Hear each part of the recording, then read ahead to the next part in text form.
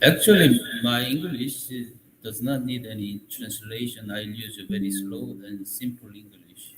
Yeah, it's good, but she need to give some information for these students so that these students uh, uh, can follow Um, the norms of the.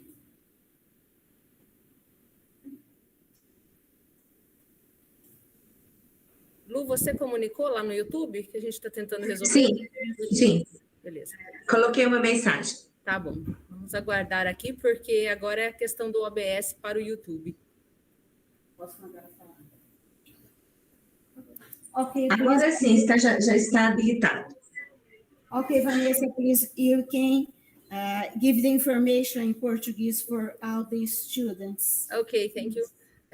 Só confirmando, né, se está tudo ok lá no YouTube. Vou começar de novo, tá bom? E aí, se tiver algum problema, vocês me informem aqui. Então, bom dia a todos, né? Vamos começar novamente.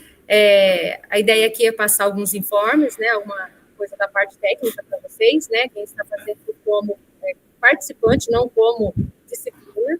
Bom, pessoal, então aqui nós estamos responsáveis pela parte do curso, tá?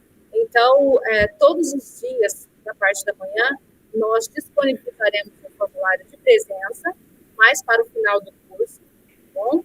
E aí terá direito à certificação, como participante, aquelas pessoas que participarem 80%, ou seja, dos 5 dias, 4 dias do curso do CHOI, tá bom? Qualquer dúvida, vocês podem nos questionar lá no e-mail. Então, só para a programação, só para ver aqui, então, nós teremos todos os dias de manhã, de segunda a quinta-feira, o curso do CHOI, das 8h30 às 12 horas, e na sexta-feira, nós teremos o curso das 8h30 até às 10h30. 10h30, o curso encerra na sexta-feira. Às 11 da manhã, nós teremos o seminário da professora Vanderlan, que nós também iremos transmitir. Então, das 11 até às 12 horas, nós teremos o seminário da professora Vanderlan, na sexta-feira, dia 20 de outubro. E na parte da tarde, na sexta-feira, nós teremos a transmissão do workshop. Tá? Então, nós já colocamos tudo isso lá no e-mail para vocês, é mais para vocês agora né, se recordarem disso. Tá? Para o seminário, nós passaremos outro formulário para quem desejar certificado, e para o workshop, no período da tarde da sexta-feira, novamente, um outro formulário para uma próxima certificação. Então, quem fizer o curso do CHOI, participar do seminário da Vanderlan, né, e do workshop na sexta-feira à tarde, terá direito a 3 certificados. Nós estamos fazendo de modo independente as atividades, tá bom? Deixa eu ver se eu não esqueci mais alguma informação. Acredito que não, né? Só reforçando, então, a questão da frequência para o curso, tá? De 80%, então, de 5 dias, os 4.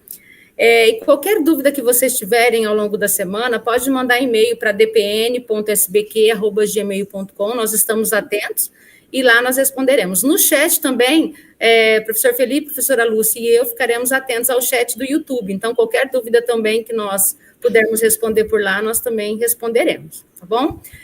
Então, é isso, tá bom, pessoal? Desejamos bom curso a todas e todos, tá? E uma boa semana. That's it, Professor Fátima. Okay, thank you, Vanessa. Thank you.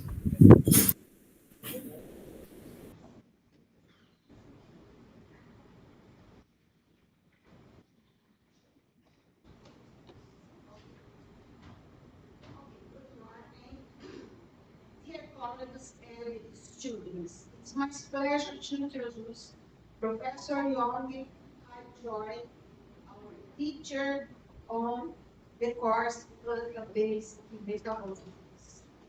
He's a young and he has a scientific performance that encourages everyone to develop work in collaboration with him. The focus of his Okay.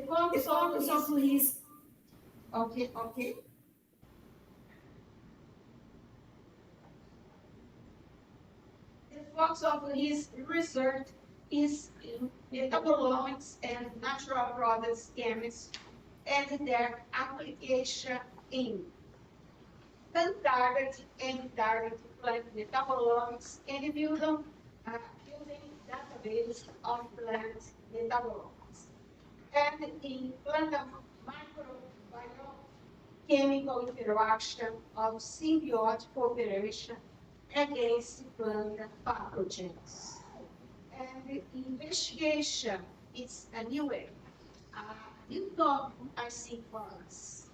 Investigation of the possibility of the existence of natural deep eutectic solvent in plant cells, organs, or extracellular fluid. Part one, development of natural drug formulation based on natural eutectic solvents and the development of antibiotic and antifungal compounds targeting synergies or potentiation. Professor Joy is very important for these students. Professor Joy says in his CV that he has a long-standing interest in natural products, and his current research topics are connected to fundamental scientific questions related to them. The questions are, what kind of compounds are present in living organisms, and how can such a big number of metabolites be identified? Very important. How do organisms produce these diverse metabolites? Which are the roles of these natural compounds in organisms? How can you take advantage of all this wealth of resources provided by nature to save life-size problems and development useful products? Exactly how I see. And anyone who has taken or is taking my course, Biosynthesis of Natural Products, or Chemical Ecology, always hear this question. I, I want to be young enough to work in his laboratory and hear and see how we use metabolomics to find these questions. Or the ways for these questions. Young people take the opportunity to learn from Professor Choi on how to better understand your project and the best methodology to achieve your goals. You're going to have an excellent opportunity to do that. Now, let me talk a little about education background of Professor Choi. He received his PhD degree from College of Pharmacy, Seoul National University, Seoul, Korea in 2000. He came into Division of Pharmacology, Section Metabolomics, Institute of Biology at Leiden University for a postdoc in 2002. He became a research in section metabolomics at Institute of Biology, Leiden University from 2003 to 2008. In 2009, he became an assistant professor, associate professor in 2014. He's a scientific director of the metabolomic facility of Leiden University since 2015. Now, I remind you that in the afternoon is free for students to discuss their research work in metabolomics with Professor John.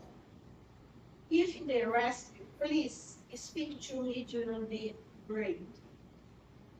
I also remember that we have a workshop on Thursday afternoon on science, technology, and innovation in natural products. This event will be in Portuguese. On Friday afternoon, will have another workshop on plant-based metabolomics, and this will be in English. During the break, you can get the program that table about the other workshop. And now we are very, very happy to announce that the event has attracted over 261 virtual participants from several states in Brazil.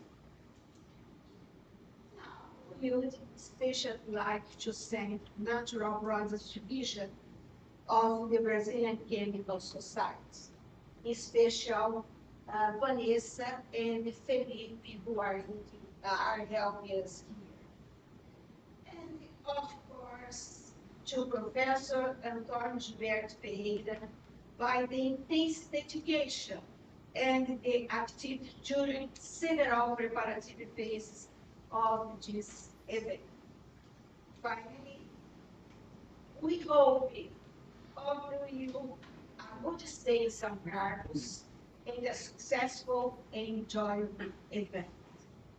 Thank you all for your attention. Professor Schott, please start your course about 8:30. Thank you.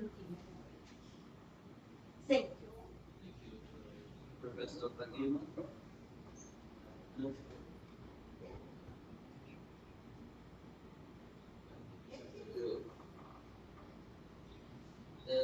The introduction is the ever longest introduction to me, but all right. Usually it's 1 or 2 minutes. It's kind of around half an hour. But I'm not eligible for that introduction. There are many parts. It's a bit exaggerated. And this kind of a lecture, please see this lecture from my viewpoint. I got an invitation from Professor Fatima some month ago. Would you give us some lecture and probably some presentation in BCME next week? I agreed because usually, well, mostly I like Brazil very well. They are nice. Particularly, I like Cachaças. I believe, of course, but sometimes I change to Gabriski. I like this morning the cheese board. I like it very much. Always when I have Brazilian students as well, I ask them to bring something the cheese board to make bring powder to make it my own. But the taste is not like here. Probably something else. But anyway, the lecture I had a presentation I accepted. But I didn't imagine this kind of a lecture. All week from 8 o'clock till this afternoon, and including all kinds of topics. But when you look at all the professors or researchers nowadays in the world, most of work is specialized. They always claim specialists. Who can do this kind of a lecture in a way to give all the correct information to all the students? It's impossible. So what I'm sure is I will not be expert to cover all the technical knowledge that I will. Second, then you see even I could give those kind of lecture, you cannot digest in a way that's clear. Then third, then you see anyway, none of them is working. Probably you have to choose the point. Then what's the point of this lecture? I want intellect. My humble expertise of my research is metabolomic part of coffee. This metabolomics I studied actually from my own boss, Professor Verboten. I started in the beginning. I had to tell you a lot of problem. I have been struggling with all the topics, technique, knowledge, concept. Maybe I could give some advice if you start this same topic based on the conversation. Once more, I cannot cover all topic, Probably somewhat I'll give a question to you. You answer, I'll explain those kind of very old schools. Question way we can interact. Is it okay? Usually I'm giving a question to students, but I don't know which student, which professor. If I ask you and you are selected, probably you can have a positive meaning. You look here if you're a professor. But it's okay.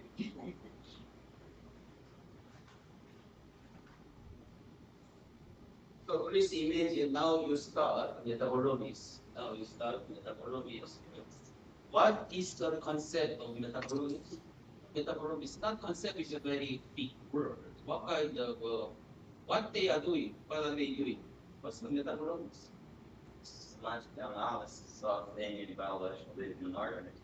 That is where memorized for the textbook. Right? That is what's the systematic? Trying to integrate analysis for identifying, quantifying, and maybe analyzing the different concentrations in the metabolites in the groups you are studying. Do you agree? No matter of it's correct, but this is if I translate in simple words, yeah, to know all about metabolites, right? That is concentration, chemical structures, role, those things we call it metabolomics. Then what's the difference between metabolomics from conventional study in 20th century? What is the difference? You look in. I think metabolomics has more integrated approach than other studies. But integrative is very important word, so-called hyphenate or combined. Integrative hyphenate combined is a very keywords integrative.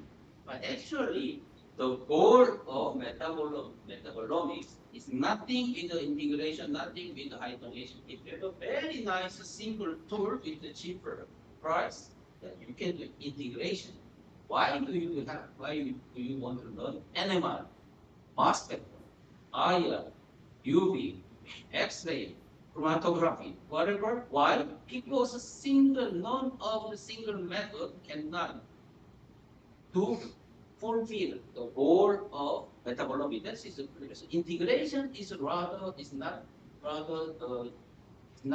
nothing in the goal, but something in the outcome. What that you understand? So there is my interpretation or my suggestion, let me suggest the concept of metabolism to know all about the metabolites. Right? Then call it omics. Omics means always I made a job. Oh, mixture. We are handling only mixture. Actually, 20th century, they are targeting only one compound. I want to know taxol, or I want to know this gene, I want to know this protein. But now, one step back, I want to know more about metabolism. That's a metabolism. If you change it to gene, genome. If you change it to protein, proteomic. RNA, then transcriptomic. That's it. Clear? Then the question is, what is the metabolites? What is metabolites? What's the metabolites, Mister? Big man, black man. Lights. Black man. I know you're a professor, so if you don't know, if you cannot speak English, please speak in Brazilian. Someone can translate. Is that the correct way? It's okay. Because I want you to be involved more. No? Anyone? Low weight molecules. Then we are scientists. How much low? This is clear. Yeah? Low, high. It's a very relative concept. How much is low? Less than 2,000 Daltons. Less than 2,000 Dalton? Do you agree?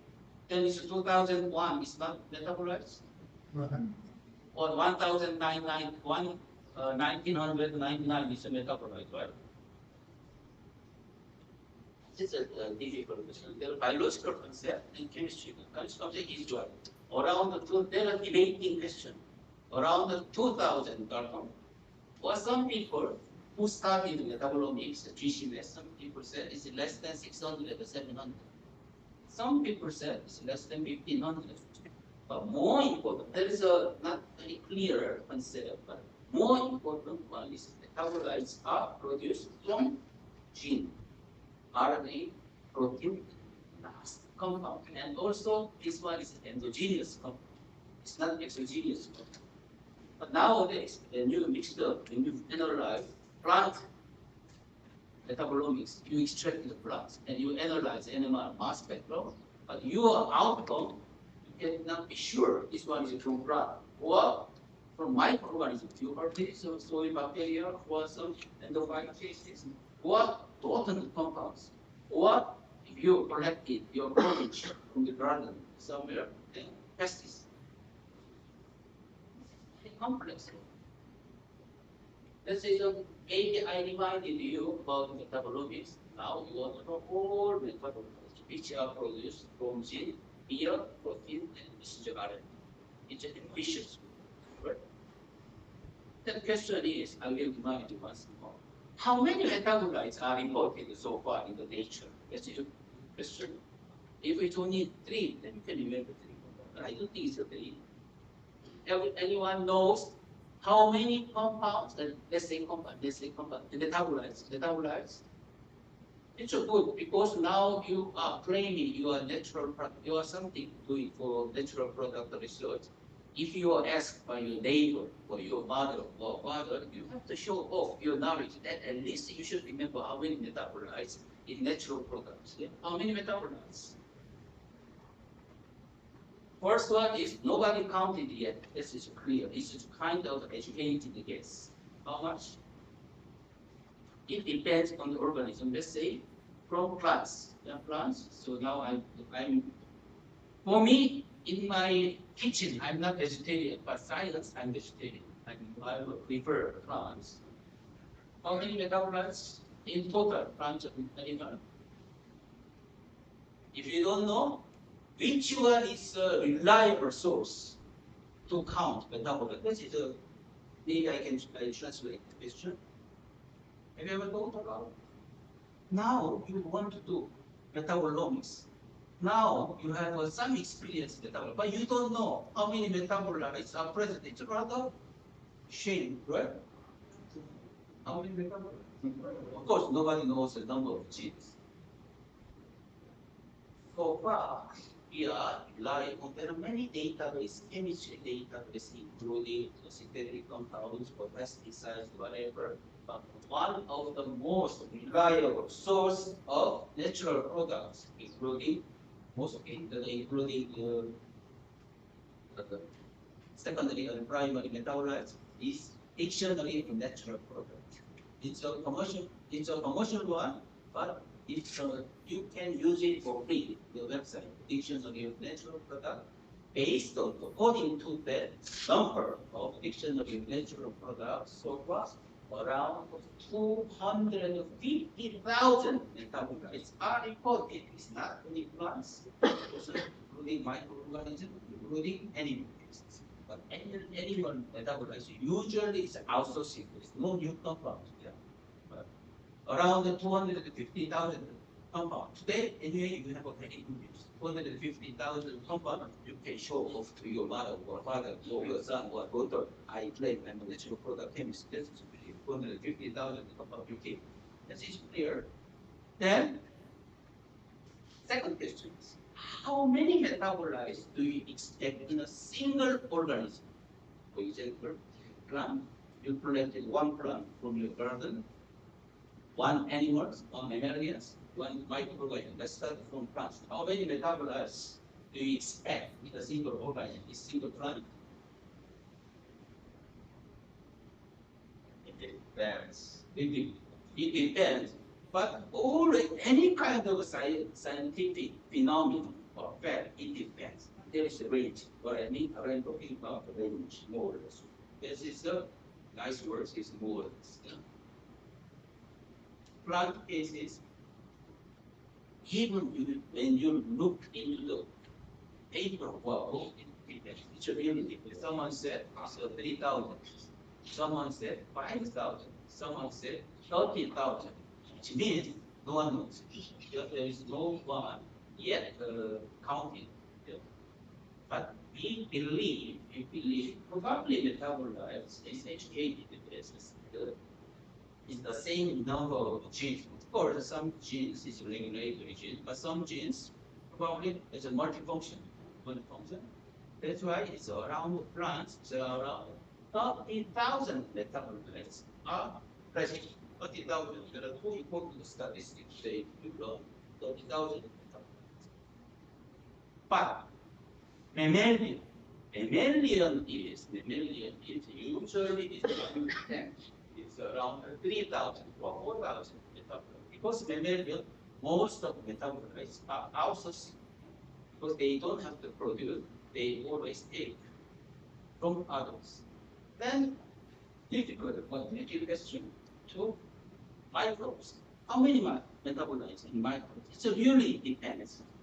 Some microbes in such a condition, in some condition, it produces a lot of secondary metabolites. Then it's more or less similar to the plant.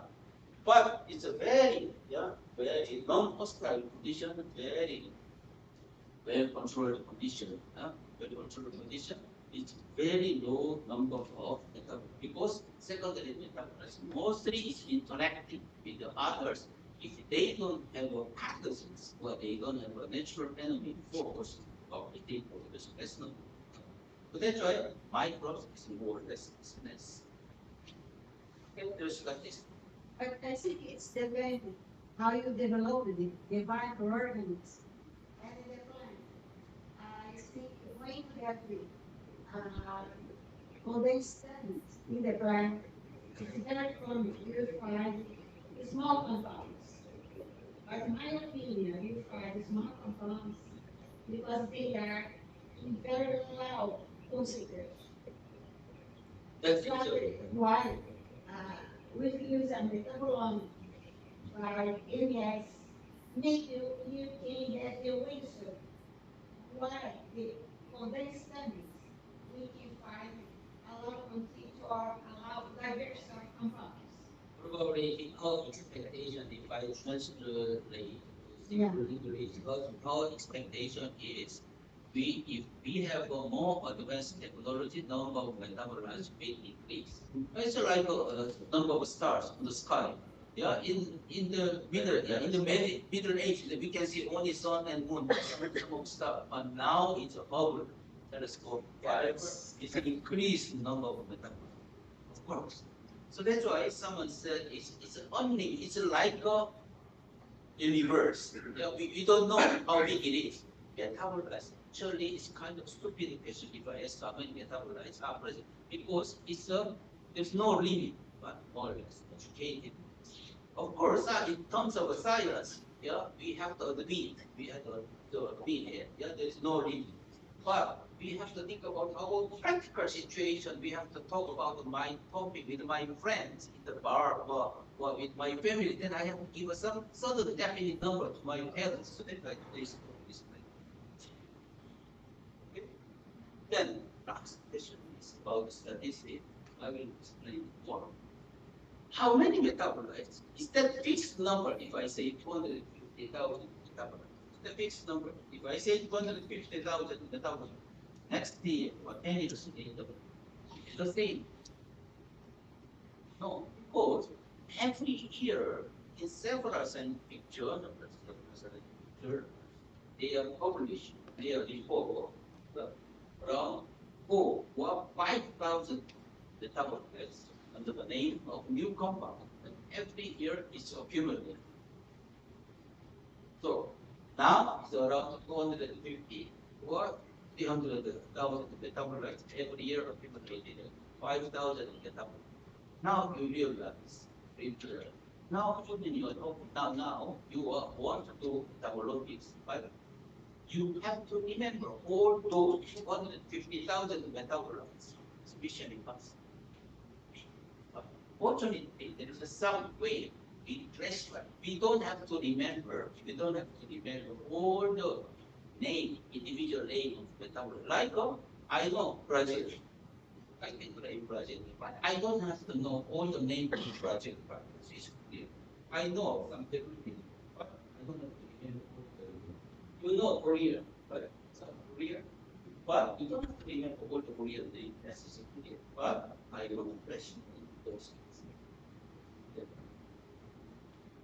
And if I give this kind of course to the students, always I do this basic primary and secondary metabolized is the first course, because the first reason is most of the people, all the people in this classroom, they have a different background.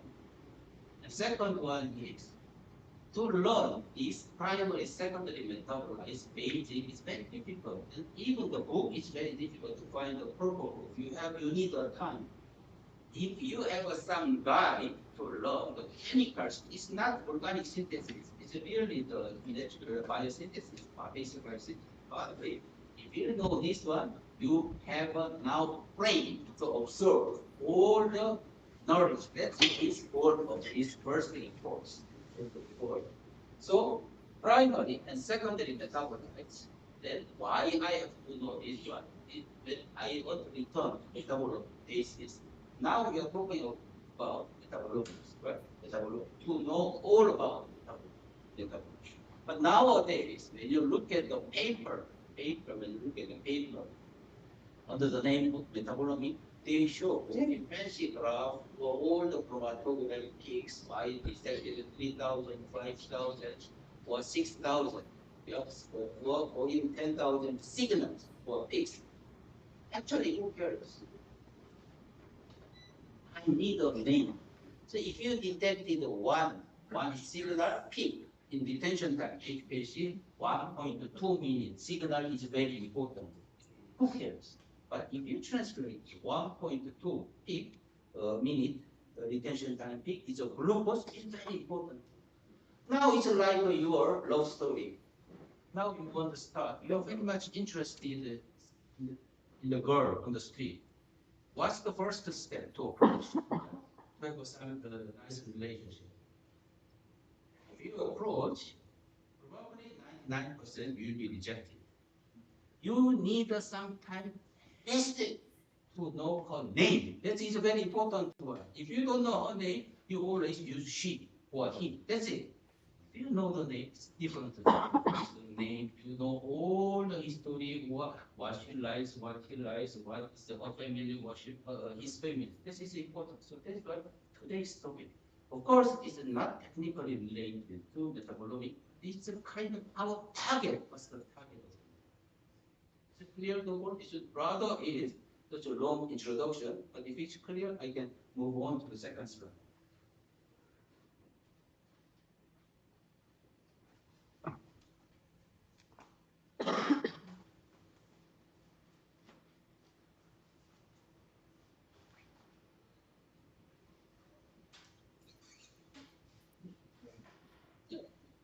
So here, difficult of metabolomics, the different function. So you have some experience with genomic or proteomics. Then difficult of metabolomics, diversity of metabolites. Diversity metabolites in organisms, right? This is first sentence, everyone understands. Of course, there is an organism. Second one is constitutive metabolites. Always there is some metabolites are there. And non-constitutive metabolites. Have you heard about the phytoalexin? What is a phytoalexin? Who knows? Is there anyone knows phytoalexin? Yes, I know. You used to give my lecture, my course. Phytoalexin means in normal condition, in healthy condition, plants, they don't produce. But when they are infected or infested or attacked by other natural enemy, they start to produce the compound. So that's why this one is induced metabolites there. And exogenous metabolites. Exogenous metabolites is when you put the pesticide, insecticide. Of course, pesticide, insecticide is exogenous compound. Another issue is most of the pesticide, insecticide, they behave like hormone. They induce some metabolites. So that's why metabolites is not only constituted what non-constituted like phytoallergen, and also exogenous metabolite induced by other factors. It's very complex. And 250,000, now you remember, and 30,000, I don't have to explain more, and 5,000, now you know the number, yeah. Then 15% by independent. It's only studied in terms of the plant kingdom. 15%, now make it a bit better more. 15% is studied. 85% are waiting for your couch in Amazon, close to your close area. Then here, then I said it's a very difficult metabolism. I'll explain later, compared to genomic, let's say genomic. Metabolites, more or less same number, 30,000. In terms of the number, protein is the highest one. Because if we include phosphorylated one, it's much higher. Metabolites, number itself is not more than genes, more or less similar. Then why I should say it's a metabolism is big. Anyone?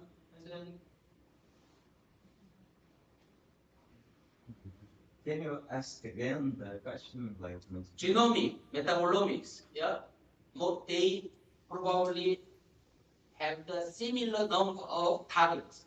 But I said now, metabolomics is more difficult in terms of the target. Why? But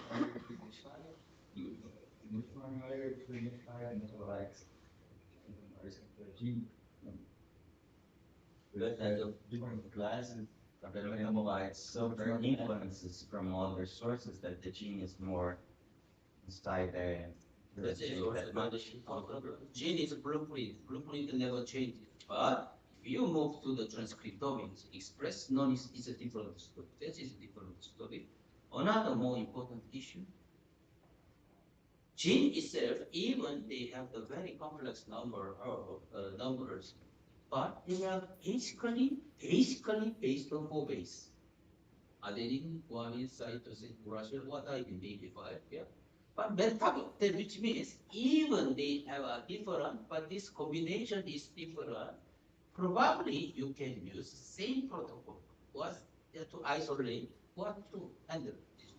But metabolite cases, glucose and fatty acid. Please compare this one. If you use the water, for example, water, you can extract only glucose cases. But if you want to do lipid or fatty acid, you have to use another solvent. So even though they have a very big number in genes or proteins, or RNA cases, probably they can use only a few student-proven protocol of metabolite cases is case by case. It's a case by case. This is different. Although number or group are the same, but the chemical character or physical character of each metabolite is so diverse. Let's keep in mind. So metabolomic cases, is a biology. Natural product chemistry, probably you learn. Analytical chemistry, statistics. Most of them is all of these you need it. So that's why it's not independent subject, but it's a little bit, as you mentioned, integrated or hyphenated or interdisciplinary. Yeah? Interdisciplinary works, disciplinary works. Yeah? So usually, in general, metabolomics. Please do. Now, please imagine now you want to do orange metabolomics. Orange metabolomics, for example, Brazilian orange, Florida orange. You want to compare how much they are different. This simple question to you. What's the first step? You have to go to field harvesting. Yeah? Tomorrow I cover how to harvest. It's not like just picking up from the tree. You need some technique. Yeah. The second one is extraction. You have to extract because you want to analyze this one. But there is an issue. Is this extraction is needed or not?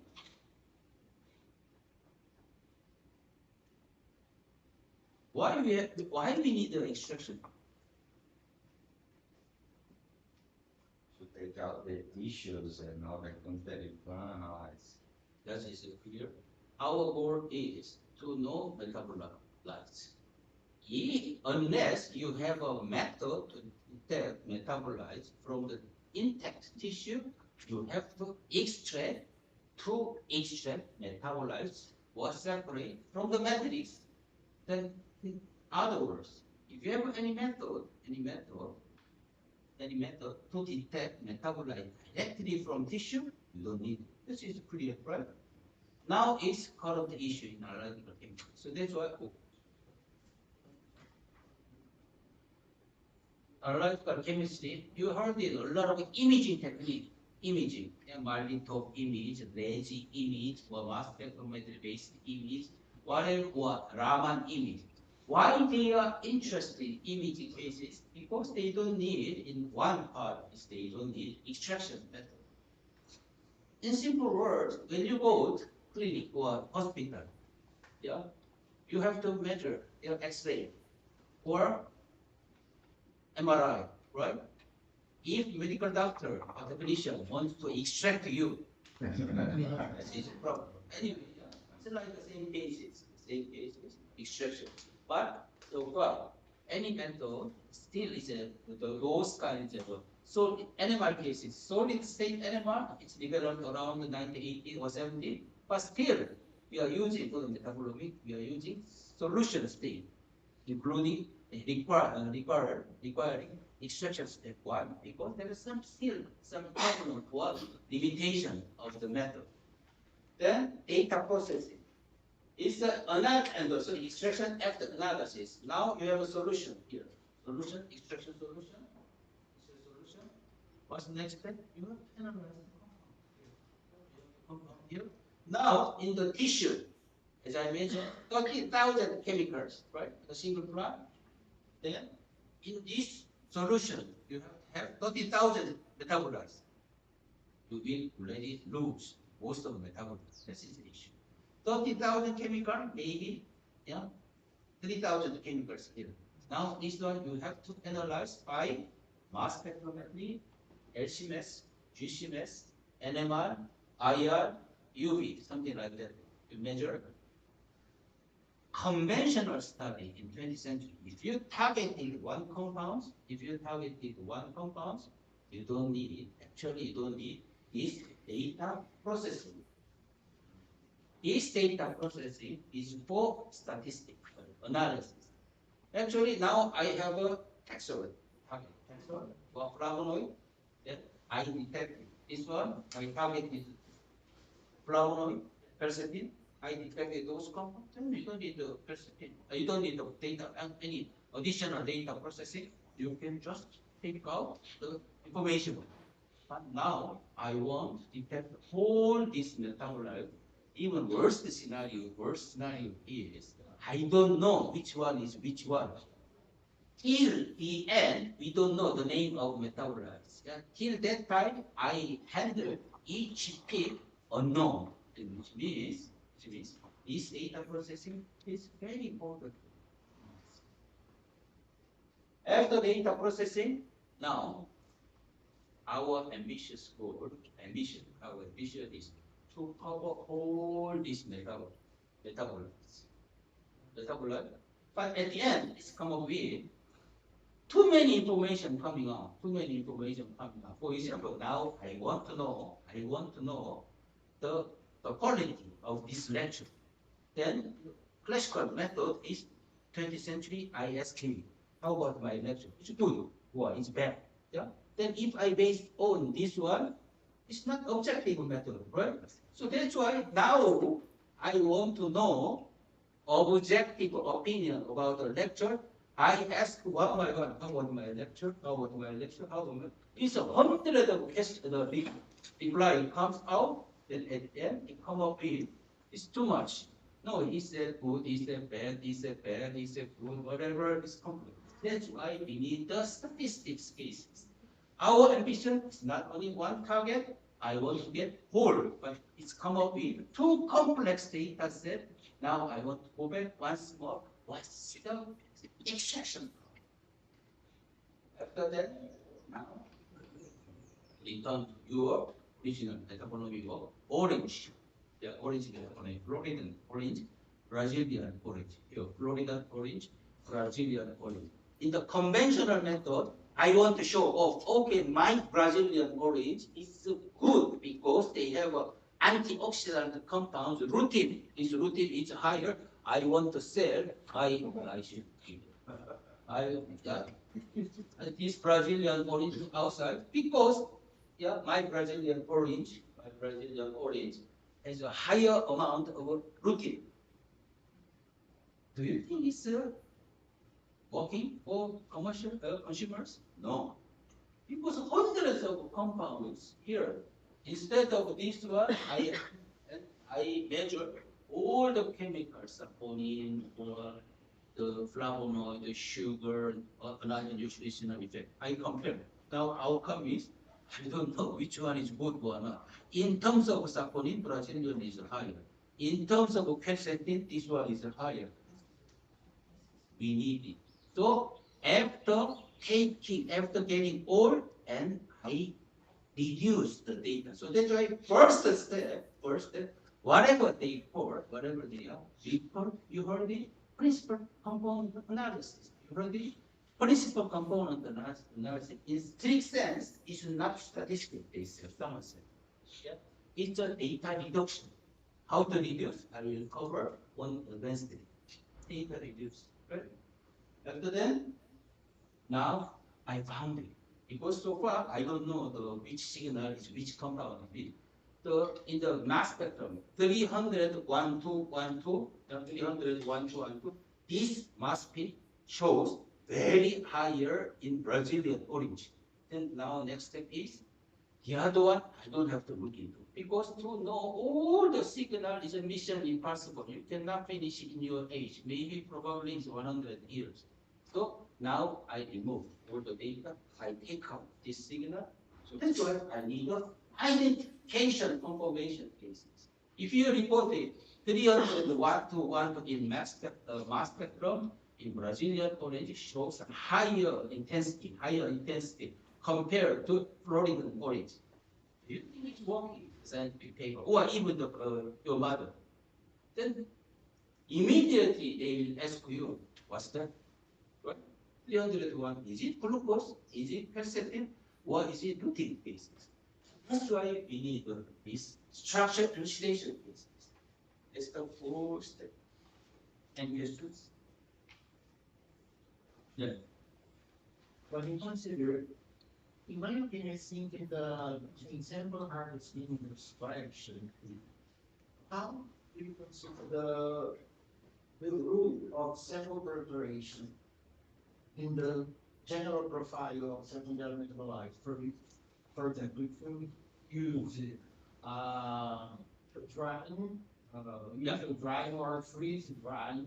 Tomorrow the topic will be covered in detail because it's a simple preparation. Usually harvesting is thinking about now I'm interested in metabolism in living organism. Yeah? Living organism. But when I touch something in the living organism, even plant, they accept, they treat this one is attack. Like garlic or onion, when you buy from the market, no problem. When you cut it, it start to produce some defense mechanism. I'm not interested in what we should avoid. So that's why when you harvesting, always this should not work as an attack to the plant material. So after harvesting, you immediately freeze it in the liquid nitrogen. Liquid nitrogen is the best condition because if you grow your plant in the garden, liquid nitrogen bottle you can bring it. But now I'm working with marine sponge in the middle of ocean of Pacific. Yeah. How can you bring your liquid nitrogen? That's easy. So that's why our idea is to keep intact metabolites. But situation varies a lot. In the middle of mountain, in the middle of Amazon, you cannot bring liquid nitrogen. You can bring always there is alternative. You can bring dry ice. Or in the middle of ocean, Probably sponge, marine sponge, you put in organic solvent like ethanol or methanol or gasoline. You put a strong gasoline, it should be your work. After that, you extract this. So that's why basic concept, any metabolite should not be degraded. But there are many methods. The best way is liquid nitrogen, put it this. Also, some compounds like glucosinolate or glucosinolate bases, it's very easy to be degraded. Even you keep minus 80 in other liquid nitrogen, still they start to be degraded. So that's an ideal situation. After immediate harvesting, you extract it, you analyze, you process it later. It should be computer network, be a lot of things, no problem. So this is the case. But as you know, mass spec from animal cases, even the first sample, last sample, it takes 2 days. That's why. And also microorganism case, tomorrow I saw it. Microorganism cases. Now you grow microorganism usually in your lab. Yeah. Now you want to collect microorganism like this way. Yeah? Usually microorganism is agitating, yeah, stirring, yeah? Stirring like this one. After that you stop stirring, and then you take the microorganism. The microorganism, when they feel stopping agitation, they feel stress. Essential stress metabolism coming. That's why, and also even the pipette. Yeah? There are technique variation a lot, but if you remember concept, pipette, you put the pipette, you should be the same temperature with the medium. Otherwise, it's a temperature shock microorganism. That's it. But depending on the sample, tomorrow detailed one will be covered. Any other question? I have a lot of questions actually. But Let's tomorrow, I think tomorrow we're gonna cover that on the sample preparation, and maybe I think it's not the point. But it's a good news because they already started the question, which means they know something. Yeah? Okay. But by the any other question? Yeah, that's because like I have a problem because I work with herbarium samples, Herbarium sample from museum, let's say that. and like I have plants from 19th century. So in that case, I can't control these variables, you know, and I would like to know what you think about it, and if you have worked with samples like that, and if there's an alternative comparing these methods that you're talking about now. That is very important because I have a similar project now. Now it's a similar project. Maybe you can discuss. Now, metabolomic cases, once more, what's the goal of metabolomics? This one is, of course, always I give a repeating question. What's the goal of metabolomics? To know all about the metabolites. Yeah? But now, usual case is Floridan orange, very conventional project, right? Conventional project is a Floridan orange, Brazilian orange. Then you need a very fresh plant material with a liquid nitrogen, and you hire a lot of people, yeah, to collect the sample at the same time. But his case is different. He's going to the museum or herbarium. It's a vast specimen which is collected in the 19th century, right? Then you have to think about the goal of this one. Now is goal. For example, now it's which plant it is? Ocotia plants. Ocotia plants. Ocotia voucher specimen cases. Now I want to know which. Oh, let's say Ocotia because it's easy for me to pronounce it. Ocotia cases. This Ocotia plants material. What's the goal of your project?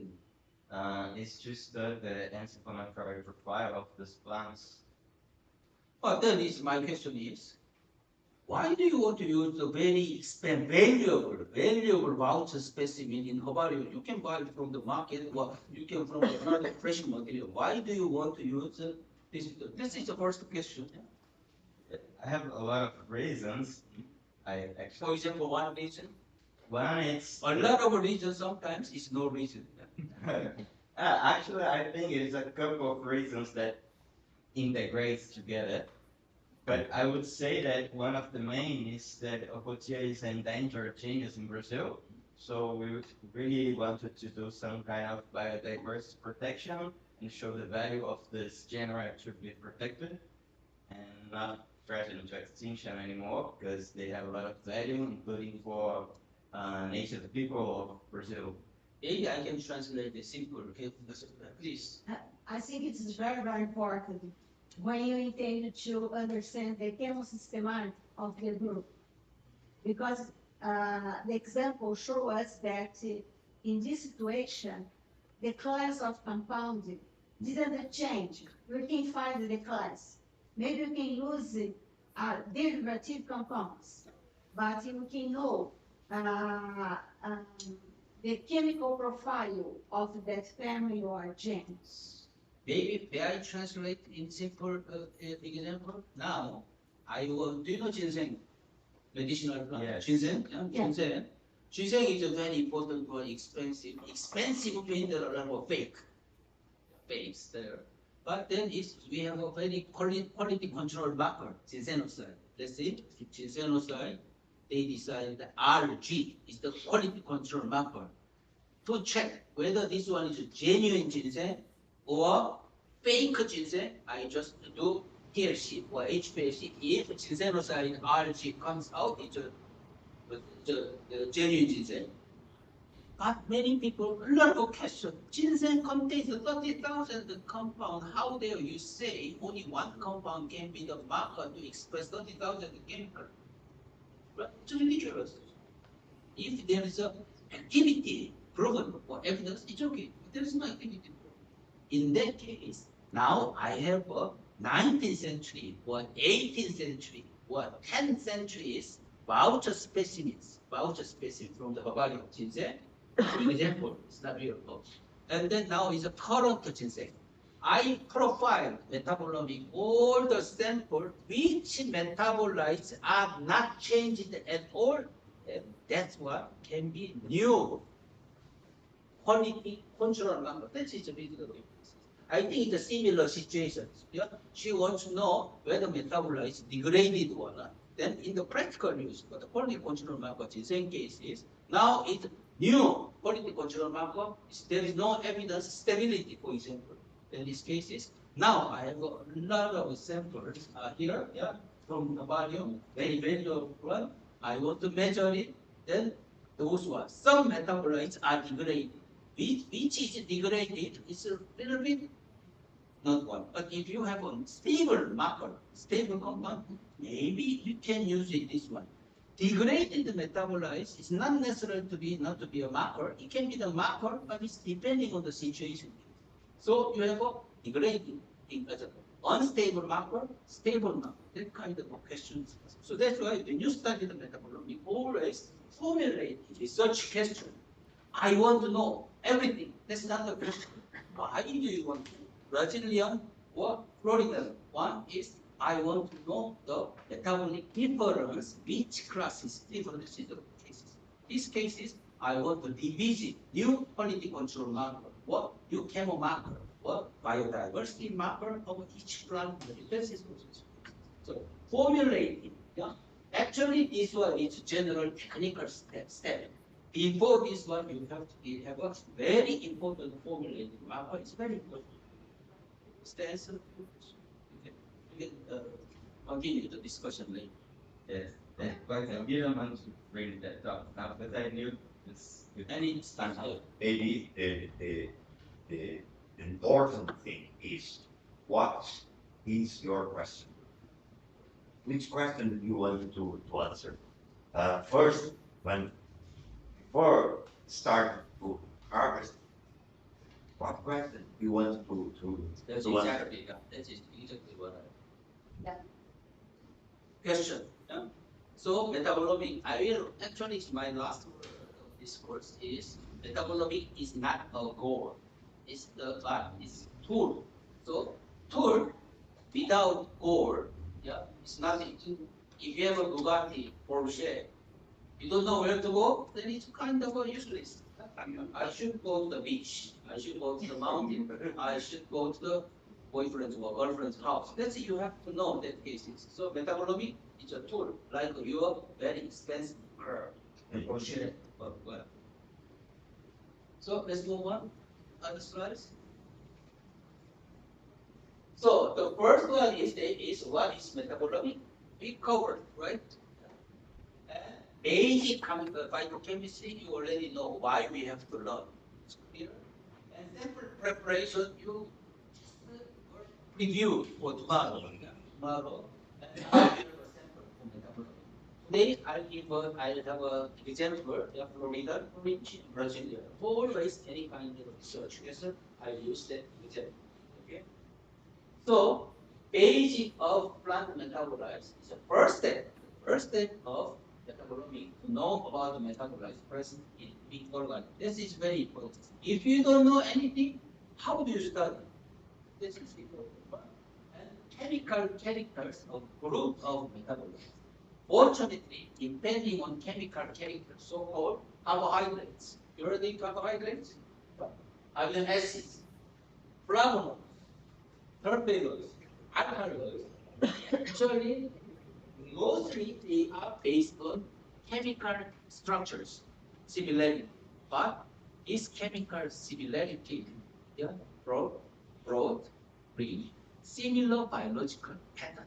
This is a very and if it's a chemistry structure is similar, then biosynthetically they are using same precursor. So that's why we can classify. Today I'll give you a very simple form of this.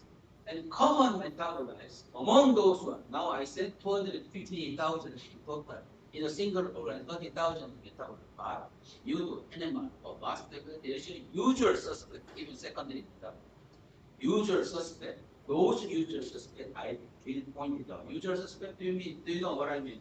Usual suspect means any plant material, even I don't have to look at the mass background or NMR, because they are there. Those kind of metabolites, right? Exceptional metabolite, which show different feature from others, you can learn. So, plant metabolites. Of course, 250,000 metabolites in a single organ, 30,000 metabolites, they must be, yeah, very complex. Yes, it's complex. Just think about, maybe it's not, uh, a good example. If you were born, now is the first day you want to generate plant material based on gene. Each metabolite produces one single gene. It's mission impossible. So that's why our God, he plays like a Lego. He first made all the building blocks, and then based on this combination, different metabolites they generate. For example, not single metabolite, then you need 30,000 metabolites blocks. But if you have only 10 blocks, based on combination, all kinds of metabolites can be generated. This is the power of biosynthetic battery. Any biosynthetic battery plant, they are produced from glucose. This is clear. Glucose is the first step. Is glucose synthesized from carbon dioxide, water? I forgot one thing. What's that? Yeah. Yeah. The sunlight. Yeah, sunlight. Photosynthesis. So, yeah, like carbon dioxide. Yeah, if it's without photosynthesis, your sparkling water, probably they produce glucose. But unfortunately, they don't have sunlight. Yeah, it's sunlight and glucose. After this glucose, phenol, biologic acid, this one is at the MEP pathway, sterphenol, steroid, carotenoid, and glucose, chemic acid, all the phenols. And this one, that's cycle fatty acid, phenol, alkaloid, flavonoid, these things. Although individual compounds, chemical structure, it's very complex, but they are from this simple math. I hope this one is you already covered other course. Then now I want to distinguish two groups of metabolites. Primary metabolites and secondary metabolites. What are the primary and secondary metabolites? Is primary, Essential. primary essential.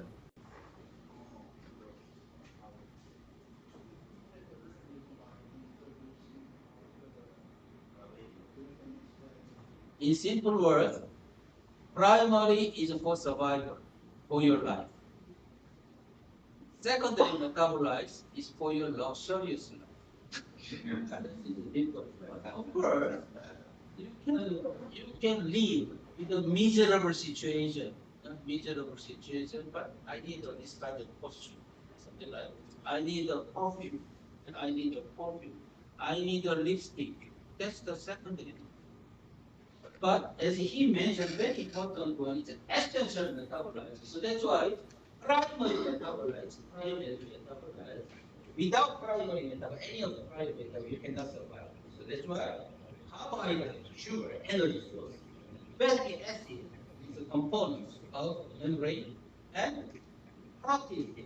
Those three metabolites are primary. Of course, related one. Carbohydrate species is including monosaccharide, disaccharide, or oligosaccharide cases. And peptide case, the protein cases, peptide, amino acid. Fatty acid cases, lipid. Those one, without this one, you will die. Which means, in terms of chemistry, it's not very interesting. Why? Because everyone needs it, which means mostly are the same. So now everyone has an iPhone. So that's why if I have an iPhone, nobody is there. So nobody is a given compliment. But some 10 years ago, when I have an iPhone out of 1,000, it was a very unique cases. Primary metabolites in terms of the characteristic of plant, based on primary pattern is very difficult to distinguish. But secondary, so that's why he mentioned essential, indeed essential.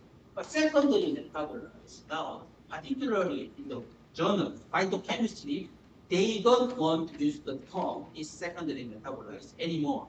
Why? Because when they put secondary, phytochemistry is rather more about secondary metabolites chemistry. But if they say secondary, it sounds like a second to primary cases. So that's why instead of this one, they have a new terms. When you want to publish the journal to phytochemistry, you have to mention specialized metabolites. Actually, it's more correct. Specialized metabolites means not general one. As I mentioned, rose, the flower, they are living with sugar, carbohydrates, lipid, and amino acid. But associating bases, of course, rose without red color, yellow color, they can survive. But it's a miserable life. It's not luxurious.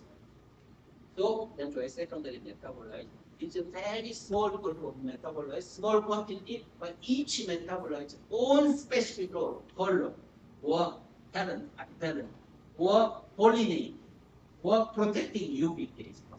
Nobody knows. Nobody knows.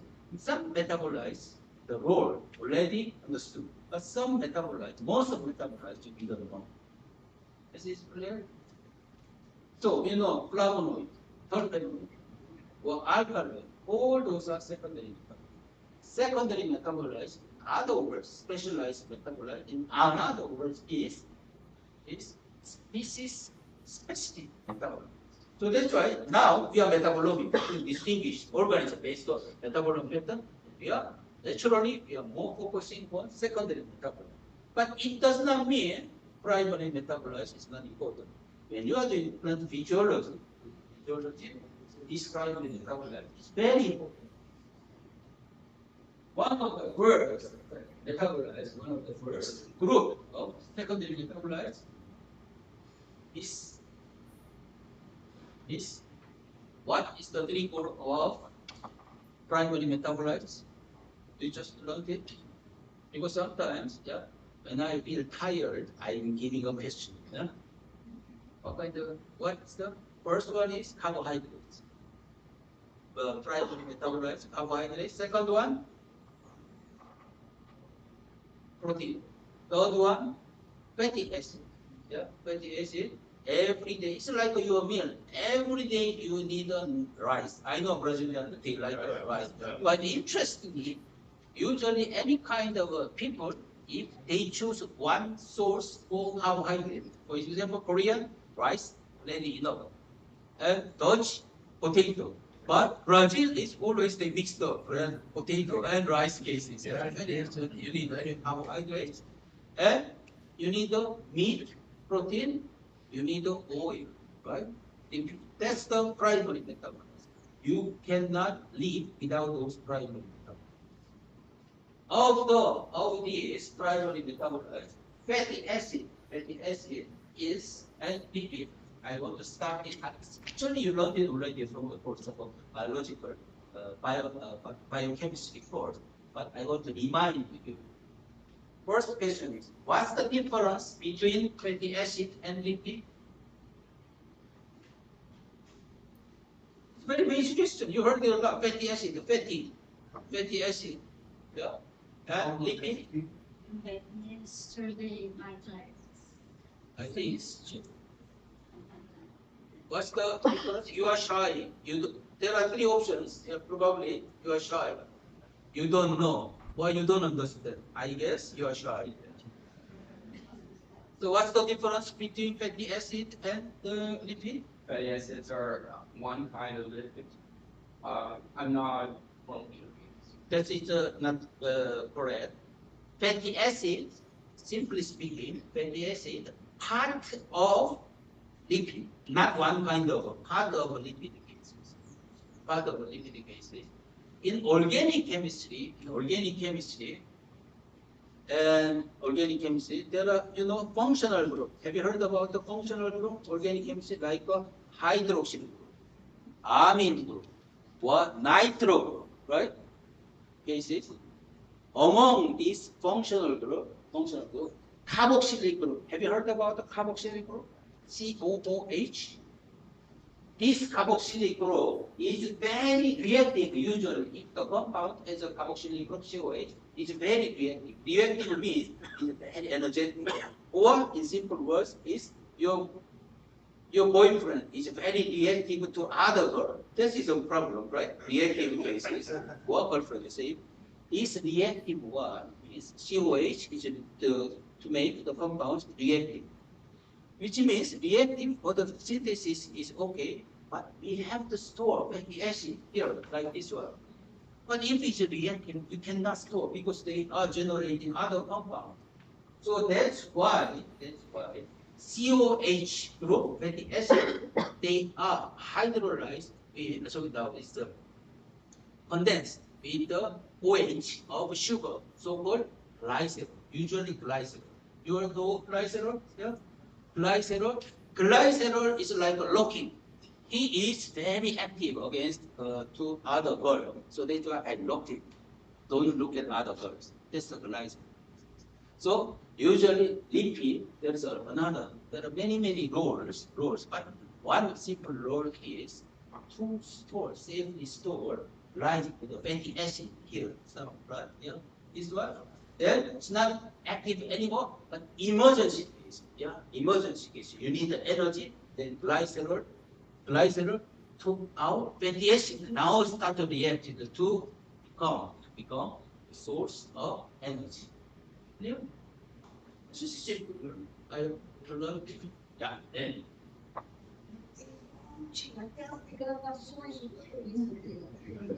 I think it's tomorrow, Fatima, you better not to be here a day of stress. No, it's okay, because every day, learning every day, forgetting, that's a life. That's why so we are surviving. Teacher, if I teach you one time, you remember everything, then I lose my job. That's the problem.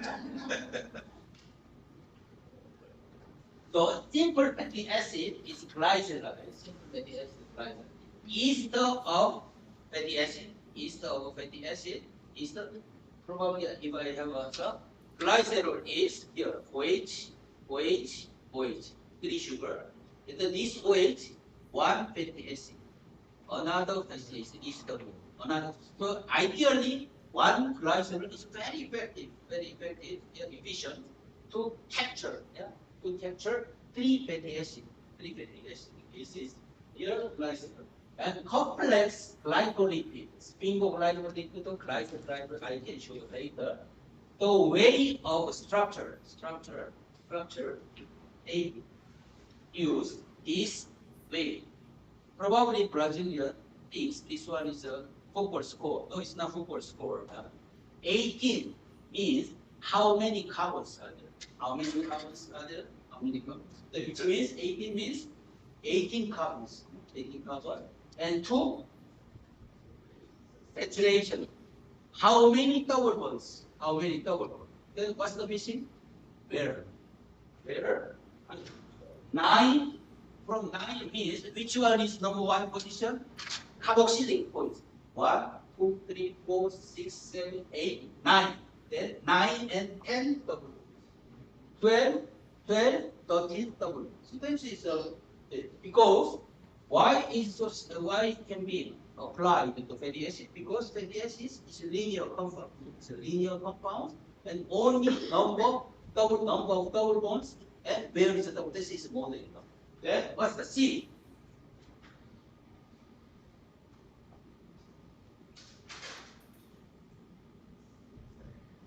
Stereochemistry. Double bonds is here. Double bond stereochemistry is this one cis form, cis fatty acid. This one trans fatty acid. So this one you heard it now is a food technology or food chemistry. Trans fatty acid, trans lipids is a health problem, of course, health problem cases. So now it's usually the cis fatty acid, but when you keep long time with oxidation, after oxidation they become trans fatty acid, then it'll be a health problem. That's it. Then here, cis and Z zusammen, German, plus and again more or less the same meaning. Same meaning here. Now saturated fatty acid, if it's a 4, 1, 2, 3, 4, number 1 position here, saturated fatty acid, then it's a butyric acid. Then if it's a 5, pentanoic acid, hexanoic acid, octanoic acid. How simple it is. Always problem is natural process of chemist. They put only butyric acid is okay. We can guess this one is 4. But caproic acid, caprylic acid, capric acid, that's the one of the bottleneck, hurdle for other to access this one. We have to use, actually we have to use IPAC name based name, but still they are using conventional name. What's the main source of the name of this one? When they found this metabolite, first time in a plant, they put this one. Okay, butyric acid, caproic acid, caprylic acid, 8. Actually, I found name is octanoic acid. How simple it is, but they use caproic acid, lauric acid, myristic acid, palmitic acid, stearic acid, raphinic acid, behavic acid, inosteric acid, blah blah blah blah. What's the interest? What's the interest for?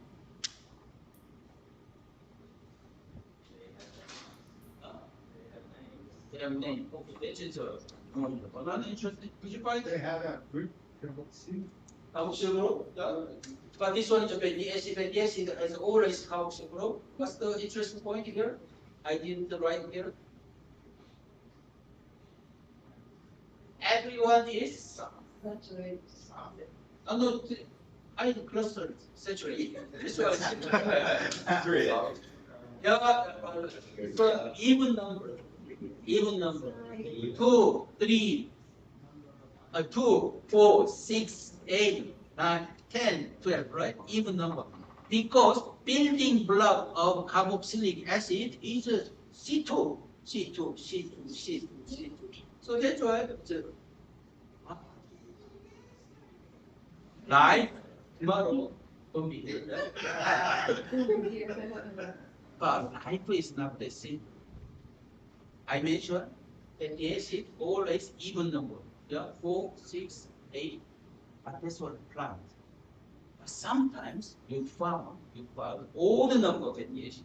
Particularly when you learn it from the textbook for biochemistry, microorganism cases. They have quite higher amount of ordinal fatty acid. Ordinal fatty acid. Keep in mind. Usually, based on C2 block fatty acid should be even number. But if they have a microorganism, they have a high percentage of ordinal cases. So when you have a even, as I mentioned, primary metabolites cannot be the specific pattern shows a specific pattern. And when you measure fatty acid, even though they are primary metabolites, I can recognize whether this one is plants or microorganisms. And one more thing is here. Now, ideally, this one will be produced in any plant. Actually, there are two major or usual suspect fatty acid. Which one is? If you measure fatty acid in any plant material, I wouldn't say 100, but most of when you analyze targeted fatty acid analysis, there are two compounds. It's very ubiquitous in plant. Which one? Stearin. So when you measure, you have a orange, Brazilian orange, Florida orange. I don't have any, I don't have a mess, I have SMS, I have only GCMS. And then my supervisor always has interest in fatty acid. When you measure those two fatty acids, each Florida has its own two signal. Stearin and palmitic acid, there's no distinguish. Of course, some olive cases, others, they have a unique pattern of fatty acid. What I mean is, in general, any plant material, any plant contains two major fatty acids, stearic and C16 and C18 case. That's the special formula. Unsaturated one. Unsaturated means saturated means there's no double bonds. Unsaturated means at least one double bonds are present. Palmitic acid, backbone. Palmitic acid, how many carbons are there? C16, right? C16 and 16 and one double bonds, we call it palmitoleic acid. Among those one, which one is very famous? Oleic acid. Oleic acid, or this oleic acid here, double bonds here, and linoleic acid. Alpha linolenic acid was something arachidonic acid, and EPA, DHA. It sounds very familiar from TBS now. What's that? First, oleic, when the same carbon fatty acid, when they become unsaturated fatty acid, the physical chemical, they become more lipid. Right? This is clear. So that's why unsaturated fatty acids is more lipid, fluid. And this fatty acid and oleic acid is very common one. Alpha linolenic acid, you can keep in mind, when plants are infected. Now I'm plant infected by pathogen, fungi, or bacteria, or whatever insect, always first syndrome. I wouldn't say always, most cases, not 100, most cases, what's the first pattern in chemistry? Do you know that one?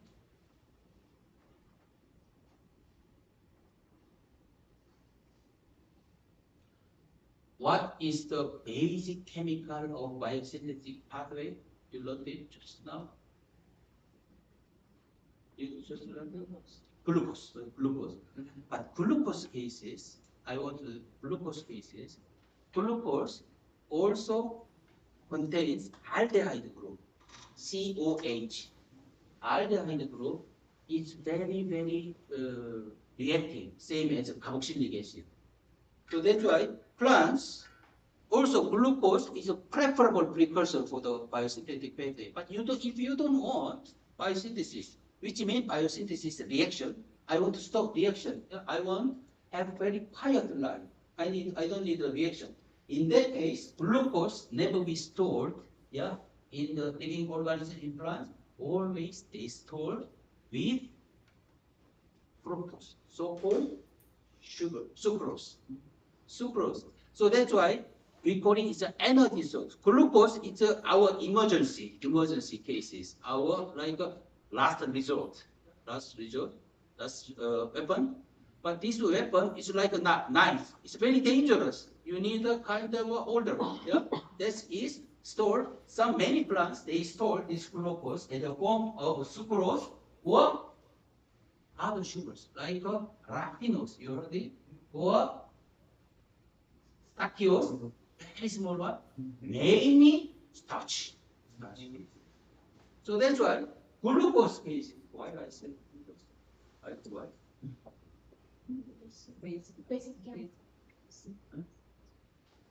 So it works. Basic chemical, right? Glucose is degraded. Glucose can be degraded. So that's why sucrose. Sorry. I want to actually explain linolenic acid. So that's why now when plants infected by insect or microorganism, it's an emergency case. They need a glucose. So that's why always in the normal state, sucrose is here, like this intestine, sucrose degraded, which means sucrose consumed to generate glucose. Glucose increased. So logically, okay, these glucose generate alpha-linolenic acid. Yeah, many cases, alpha, like tobacco mosaic virus, tobacco cases, mosaic virus infected, then this linolenic acid increased together with inositogenesis. Anyway, more important, I explained your story of fatty acid together with the lipid cases, yeah, for storage form. Glucose, sucrose, it's more or less a similar story. And this linolenic acid, probably there must be some physiological role, but we don't know. But anyway, after sucrose reduce, glucose increase because from sucrose, and then linolenic acid is a more or less a similar pattern. Yeah, pattern, ubiquitous pattern to the pathogen. It's not specific, but it's a more general pattern. So this alpha-linolenic acid is higher. And EPA, DHA, what are they? You know they? Huh? Sorry? Proteinuria. Usually source is not from plants. It's from usually human,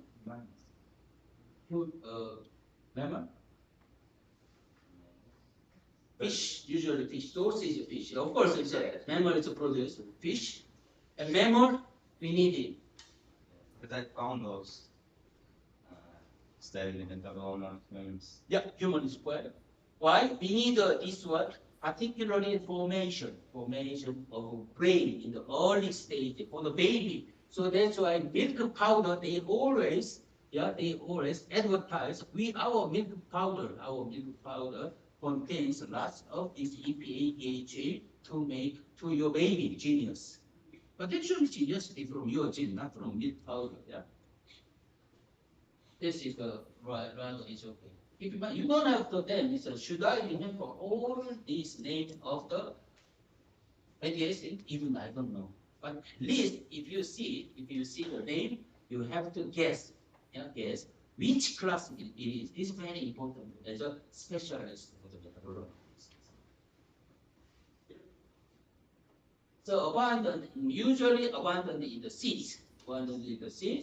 And choline, alpha-linolenic acid, difficult to identify each lipid by animal nutritionist. So when you do animal cases, but there is some, we have to be very careful. Analysis, there are two parts. Analysis. When you do analysis for the chemistry, first part is detection. Second part is distinguish, identification cases. If you cannot detect, you cannot identify. This is clear.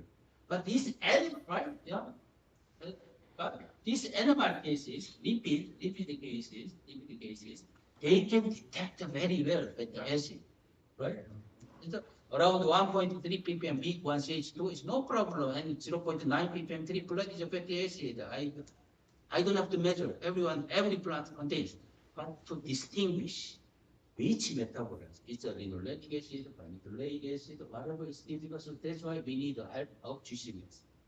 But SMS cases, usually we are doing SMS in the hydrophilic solvent. Hydrophilic solvent, because of solubility, it's a little bit, it's an issue. And GCMS cases, I explain later, GCMS cases, when you do GCMS, now, what is the most common form of fatty acid? Lipid, right? But if you injected a lipid GCMS, you cannot detect. You cannot detect because it's a two big molecule.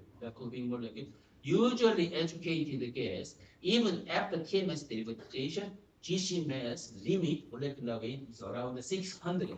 More than 600 is difficult. So that's why now I have a lipid. It's a glycerol, 2 fatty acid is here. Yeah. Then they cut it.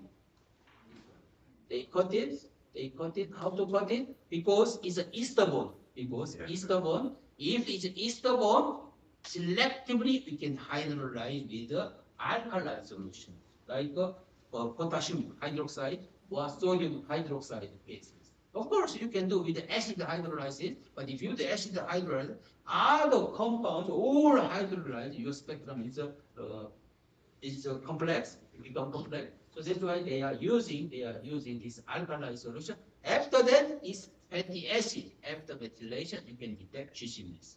Then problem is GCMS. Even I said GCMS is very nice, distinguished. Okay, I can see stearic acid, carminic acid. There are two major signals coming out, but I cannot draw the conclusion whether this stearic acid, carminic acid from one lipid or from others. We don't know. Yeah, it's like I want to analyze him. Yeah? If I can have a way to analyze this whole face, whole body, very nice. But now I take out this arm. They take out it. Based on this arm, I want to analyze. This is the issue. This one. So that's why now you heard it. LCMS lipidomics cases. This lipidomic is very important in the mammalia, particularly in mammalian issue. This lipid biosynthetic pathway is related to inflammation cases, TBA cases. So that's why in that LCMS metabolomic, they are not using this hydrolysis, they are using this intact lipid cases. More or less, is okay?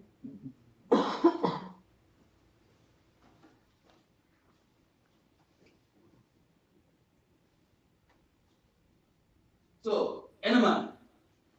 Who has animal experience? You are, yes, they are. This animal, I told you, so you don't have to read this animal. This case is from 0 to ppm. When you measure this animal spectrum, as I told you, any analysis, detection, identification, distinguish. Animal here, when you find it around 1 ppm, it's triplet, and this one, those two signals is a characteristic marker of lipids. I don't know which lipids it is. And here, depending on this position, maybe I have some idea how to distinguish this one. But even then, it's very difficult to distinguish. Once more, NMR. If you want to know total fatty acid content, then this NMR is perfect. Yeah? NMR is perfect. But if you want to know individual fatty acid, then GCMS is perfect.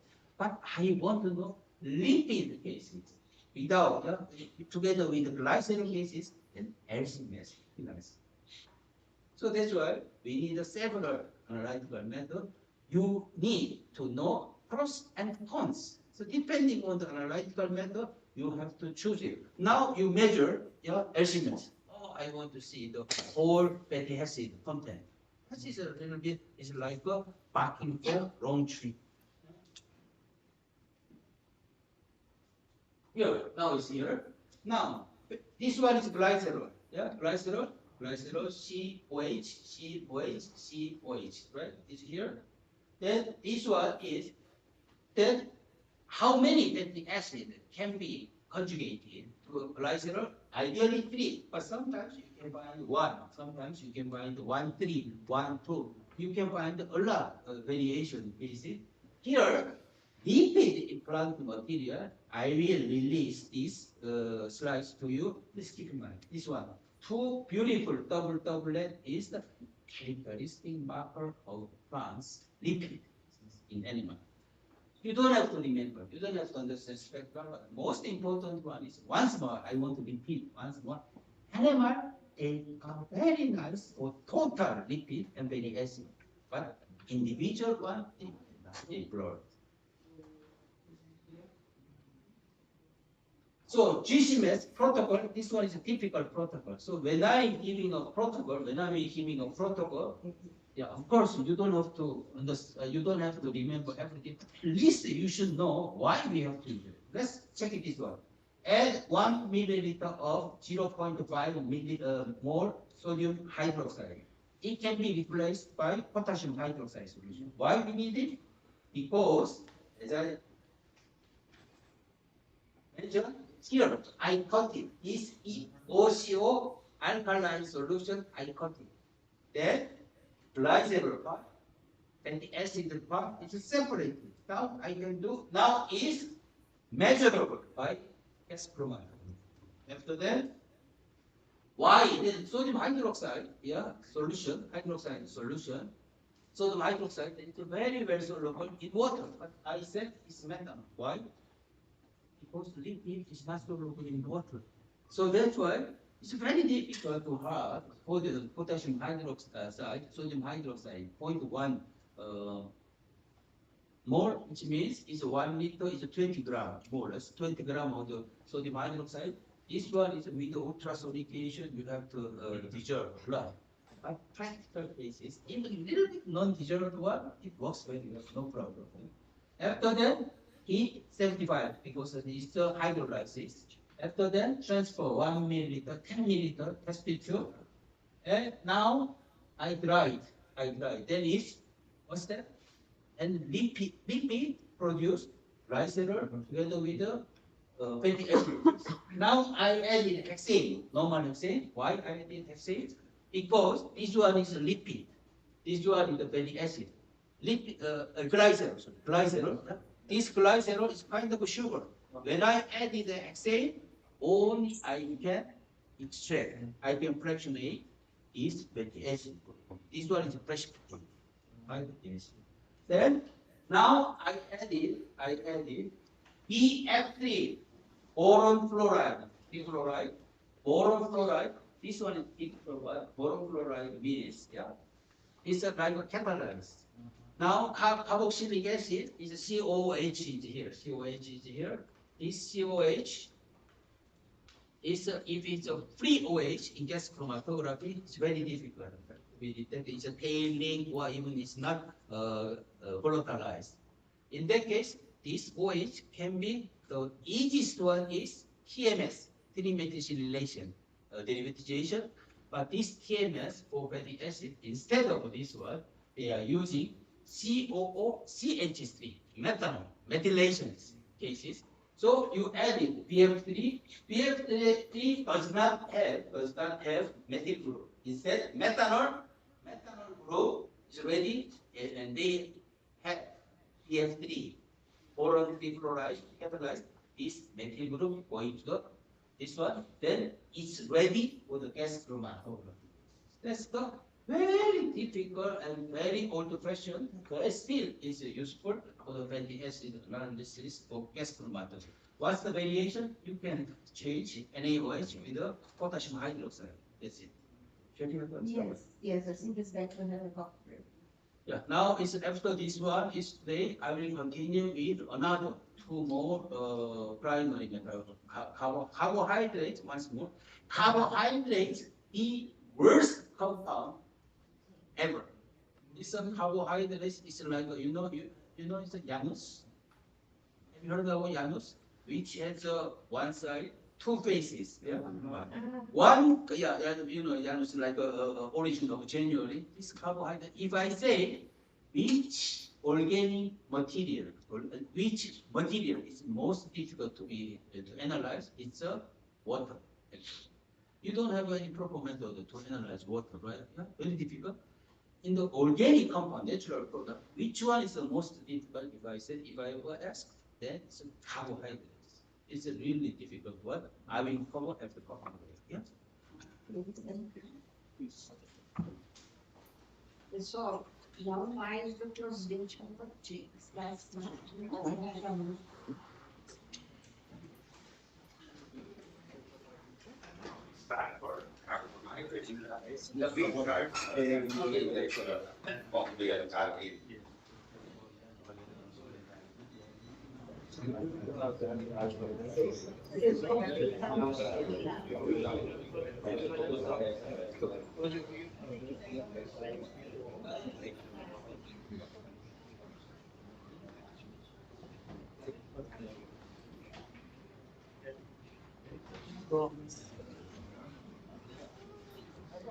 Que ninguém tava vendo. Ah, não passa nada.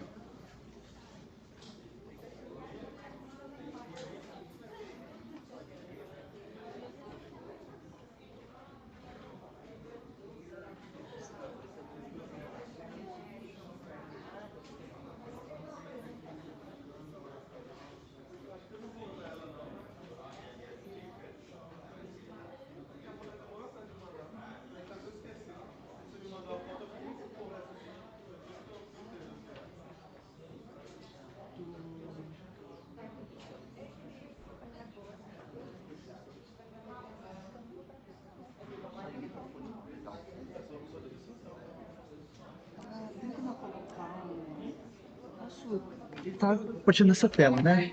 Eu posso abrir a imagem. A gente chegou por aqui para ficar a imagem bonitinha, não vai ser. Se eu abrir aqui, ele vai. 3 millones de pesos cubanos. 3 millones. 3 millones de pesos cubanos. Isso, Estás me devendo. isso. Não, e ainda te voy a Una, decir. una botella de tequila. Tequila o rum. Eu trabalho aqui. Olha.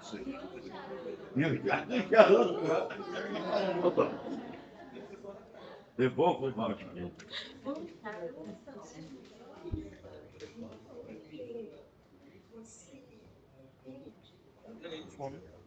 Vamos deixar acabar.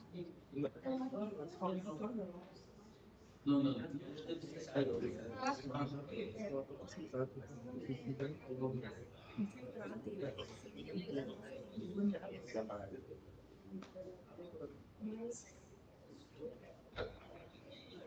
Você é um fanfarrão, viu, Gabriel?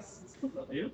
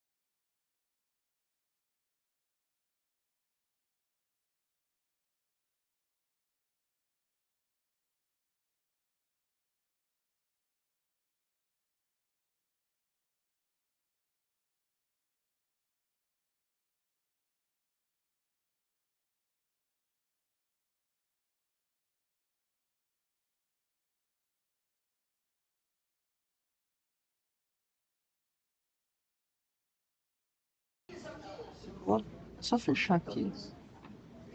It's okay here? Vou colocar aqui agora, professor. Okay. Vai ser.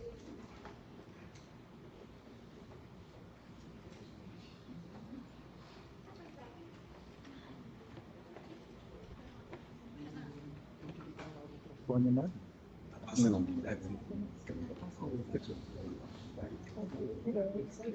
It's okay, professor. Mas ele já tá.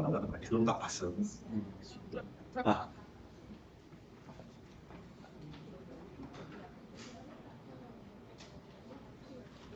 I'm afraid some people are not very comfortable and I pointed out, but don't be stressed. Anyway, there is no exam for this course. Yeah. And also when I ask, just answer, I don't know. Well, that's it. It's no problem. So don't be stressful. Even I pointed out, it's kind of interactive. And also, when I ask some question to you, it's not actually to you. It's I want to share with all the people. I need your opinion. If not, it's fine. Then I can answer. Then you can answer. You can learn. This is kind of an interactive course. Even I know only two words. Tá bom, obrigado. But I don't have any problem on the street in Portuguese, actually in Brazilian the street. Tá bom, obrigado. That is more than important.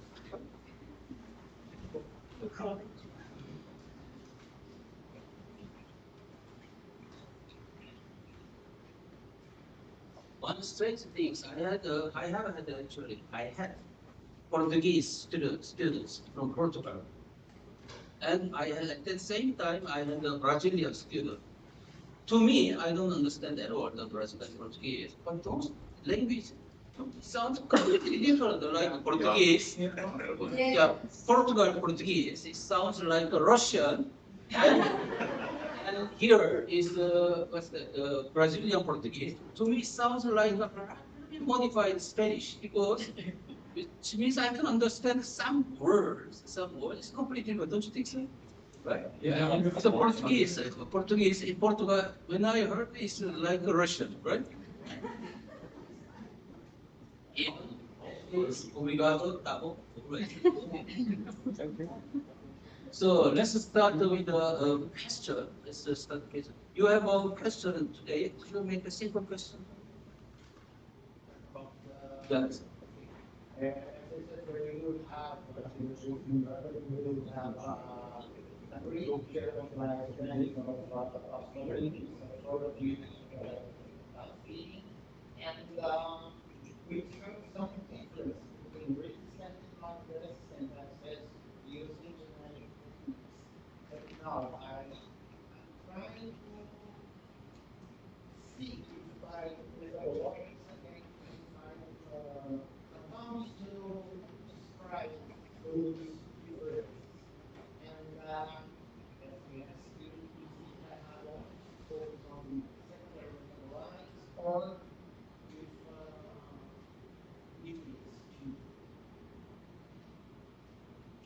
Maybe I can make a simple question and generalized question. If you have an organism, like organism, tiny plants or microorganism, or even the from forage or from seawater, whatever you have it, then you want to do metabolomics. There is no doubt. Metabolomics means you want to know all chemistry, all metabolites there.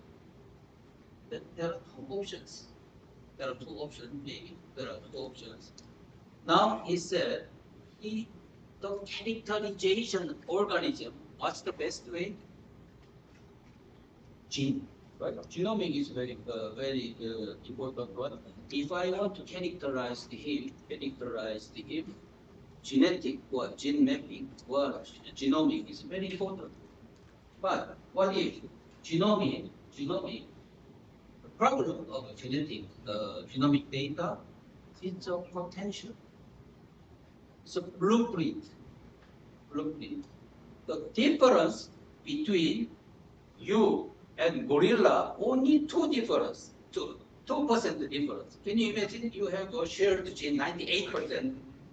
I look like a gorilla, right? Only 2 difference.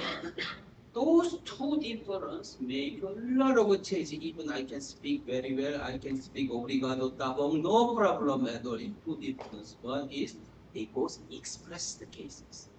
So then, genetic data, whether genetic data, when we can apply genomic data for the distinguish, when I'm not interested in exogenous factors like environment, whatever, I'm not interested, but I'm interested in gene itself. Yeah? Whether he is a human or not, gorilla or not, I want to do genomic. I don't want to do metabolomic cases. But whether I was interested, whether you are Brazilian or Korean or Dutch, genomic doesn't work. Why? Because Brazilian gene and Korean gene must be same. Then you can do transcriptomic cases or metabolomic cases or proteomic cases. It's different. But as he mentioned, some technique like the proteomics or transcriptomic or genomic, it costs a lot. Then his question is, can we do metabolomic cases? Can we do metabolomic? I want to distinguish, okay, genomic is best, or some proteomic is fine, but can you do metabolomic? Let's take two sides. Points. Problem. What's the problem? Metabolomic cases. It's not homogeneous one. It's endogenous metabolites from gene and plus environment cases. And also, even you extracted a plant, there is endophyte microorganisms there. You don't know whether this one is a plant or not. If you want to know state of the plant material, whether he's a Brazilian or whether he is in the middle of Amazon, probably this metabolomic is very important. And you do metabolomic, you have two choices. Fingerprinting method or identification. Fingerprinting, sometimes they look down, underestimate the fingerprinting. But fingerprinting is very important. Have you ever seen the TV show, Criminal Scene Investigator? Now it's Criminal Scene Investigator. You are suspect, but I cannot accuse. What's the first step? I have to compare this fingerprinting, whether there is fingerprinting or not. But when you analyze the fingerprinting, you are not interested why how fingerprint looks like that, but I am interested whether how fingerprinting is registered in our database or not. Matching technique. This is very important.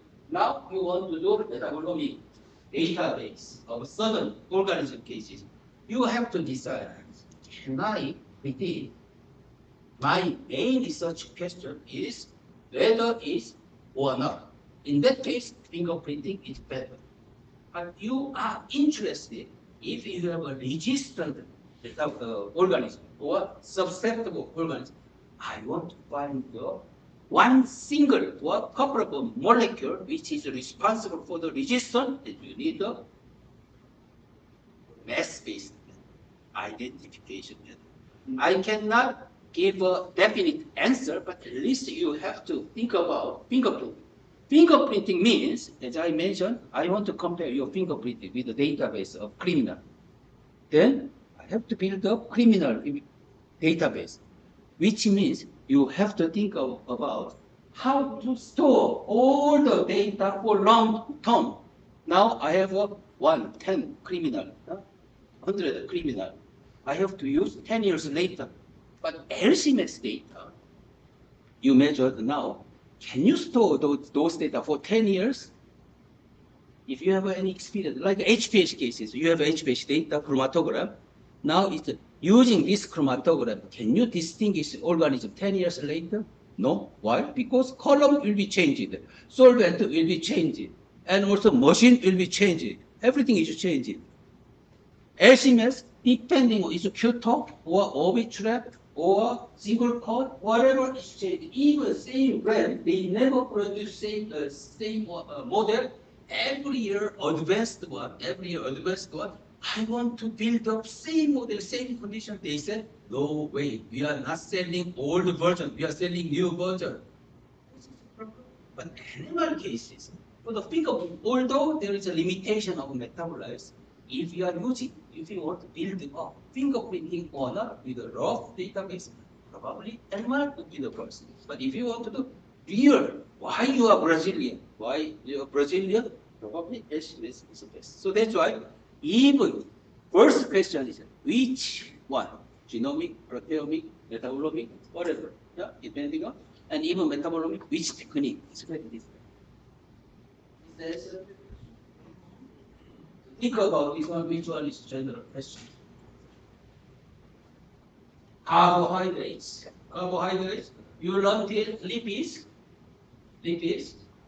What's the difference between lipid and fatty acid?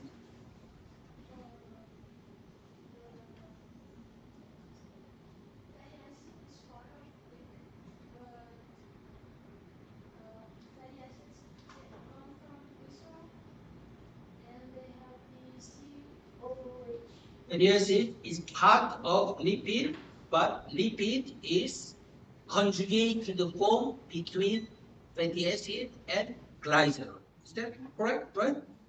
Yeah. This is correct. This is clear. This is not more than it. Yeah. Okay. Then why in plants number of carbon in fatty acid has even number? 2, 4. No, not the one. Okay. Then any answer? Because fatty acid building block C2, 2, 2, 2. So that's why it's a very rare chance in organism, in nature, all the number of fatty acid, yeah, is a very rare case. So that's why always 4, butyric acid, carbonic acid 6, C8, C10, C12, C16, C18. If I choose 2 major fatty acids, what are they? Can you repeat, please? What is the most common saturated fatty acid in plant? Do you remember? I already explained. Yeah? Palmitic acid, yeah, C16, stearic acid, C18. Yeah. That's in the 1. That's which one? Yeah. Carbohydrates. That's the carbohydrates. Every day you are eating carbohydrate as a form of potato and rice. Carbohydrate. Yeah, I will explain one by one. Polyhydroxyaldehyde. What's the aldehyde? CHO. Yeah? CHO. As I mentioned, in organic compound, including natural product, aldehyde group and carboxylic acid group, or including ketone, CO group, they are very reactive.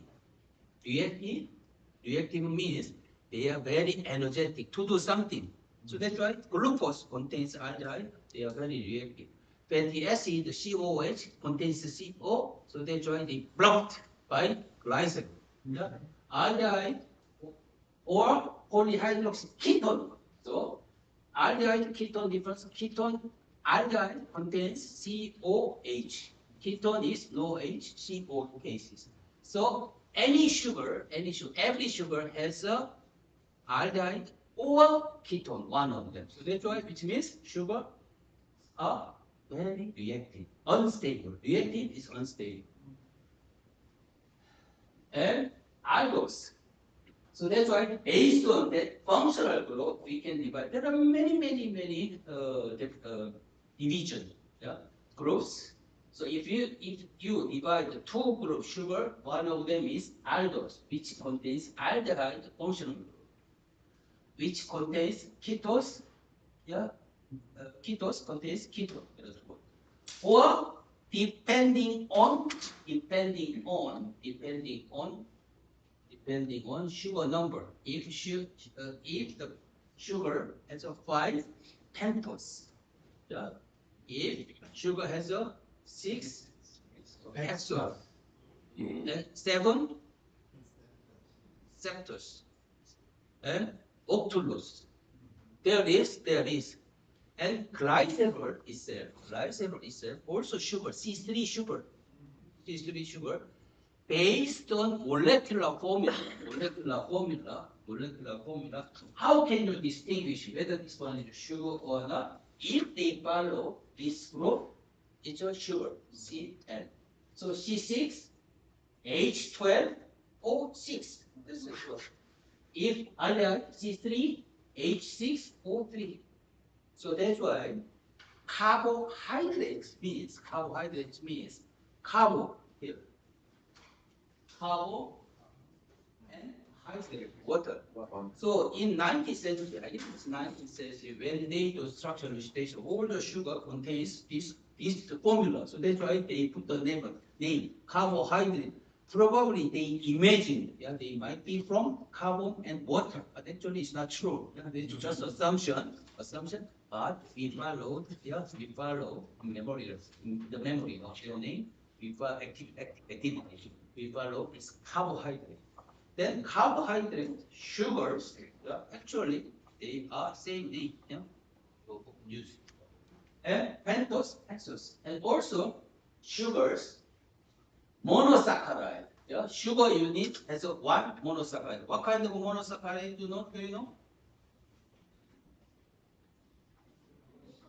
Glucose, fructose. Let's name it 10. Glucose, fructose, and galactose, and rhamnose,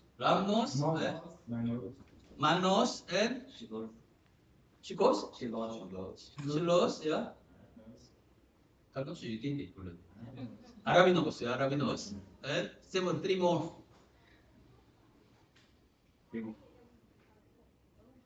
Xylose, xylose, two more.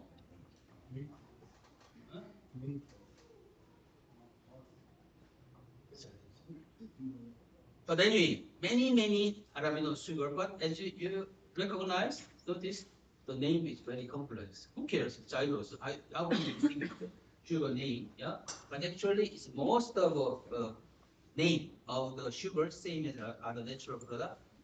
Where are they? What's the origin of those compounds? Rhamnose from rhamnaceae, plant material. This one is monosaccharide. But if monosaccharide is unit 2, that is disaccharide. And if it's 3, trisaccharide. And tetrasaccharide. And pentasaccharide. Then I have a question. Now it's monosaccharide, disaccharide, trisaccharide, tetrasaccharide, pentasaccharide. Now in sugar, depending on the size, you learned it, oligosaccharide and polysaccharide. So what's the clear cut between what's the definition of oligosaccharide? C8, I don't know, unit 8, 6, 10, 20? Like the same peptide things. Peptide and protein, more or less this is easy. Protein cases, long amino acids, if they have a 3D structure, we call it it's a protein. But even it's a more poly amino acid, if they don't have a 3D structure, it's a peptide. But oligosaccharides, it's a very blurred concept in chemistry. Always I'm complaining. What's the oligosaccharide? Some people say it's more than 3, like 3 saccharide, they say it's oligosaccharide. And there's no clear cut. Then, in terms of the analytical chemistry, of course, anyone can detect. Now, as I will mention, the best analytical method for simple sugar is a gas chromatography. Of course, sugar is not volatile, but after chemistry derivatization, sugar can be detected, analyzed by gas chromatography. But I mentioned there's a limitation of molecular weight of gas chromatography. Till which sugar we can detect it by gas chromatography is more or less 3 or tetrasaccharide. If it's a 5 sugar or 4 sugar, it's very, very difficult to be detected by gas chromatography.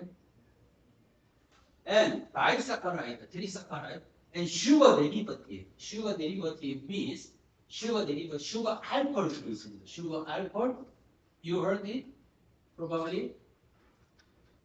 Inositol, sorbitol, mannitol. Those one does not have aldehyde or ketone group. Ketone group, they only have OH group. So sugar, sorbitol, mannitol, inositol bases. The inositol bases. Or sugar acid is the glycoside. Glycoside means secondary metabolites plus sugar bases. Yeah? Sugar bases. And polysaccharide is hexosome. Yeah, based on this one, hexosome means looks like all the unit are from comes from hexose. And pentosome, fructan means all the units are fructose. And galactomannan, glucomannan, galactomannan. Pentosome is xylan, arabic, because xylose, arabinose are pentose. But life is not that simple. Always is mixture. Always is mixture. And the glucuronate is glucuronic acid, galacturonic acid. But sometimes fructose and glucose is mixture. Then how can I say it's glucan or fructan? But this is different. And also another important one is, as I mentioned, in organic chemistry, COH, CHO, ketone is very reactive one. They want to react with the others. And also OH group, hydroxy group is very reactive. They want to do something. So that's why now, if you have a two sugar, glucose, even glucose cases, connection point, 5 connection point, all combination possible because disaccharide, if it's two compound, if it's only one, there is only 1 point. But if it's 5, 1, 5, 1, 6, 2, 3, 4, 3, something like that, it's very, very complex. That's why even after disaccharide, what trisaccharide, then is amazing number of sugar derivative. Disaccharide comes out, I will show you later. This one is very important.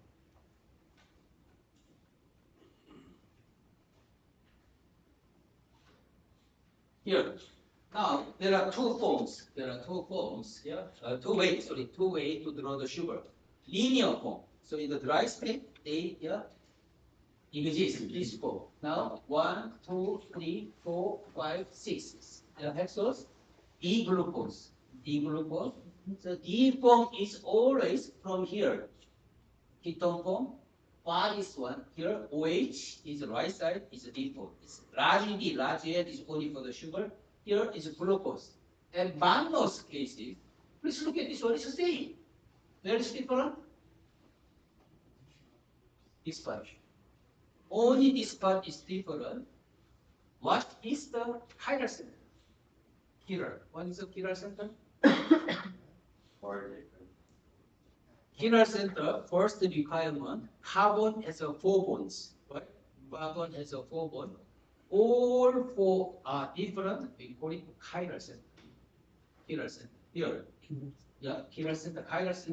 In chiral center, how many chiral center is here in this one? 1, yeah, 2, 3, 4. Right? 4 chiral centers here. So 4 chiral center. If 4 chiral center, each chiral center has a 2 form, mirror image. You heard it? R, S form. So for example, this one is R. Here. Only difference is here S, R. For example, like this one. Now, if you have more than 2 chiral center, this one is, for example, R. This one is R. We call it enantiomer. Enantiomer means it's exactly mirror image. You cannot distinguish by conventional chromatography. This one R. Then what's the enantiomer? Only one S. This is one. R. Which means what's the enantiomer? S. This is a mirror image. But only 1 or 2 of them are different. Not all of them are different. We call it diastereomer. In this case, here.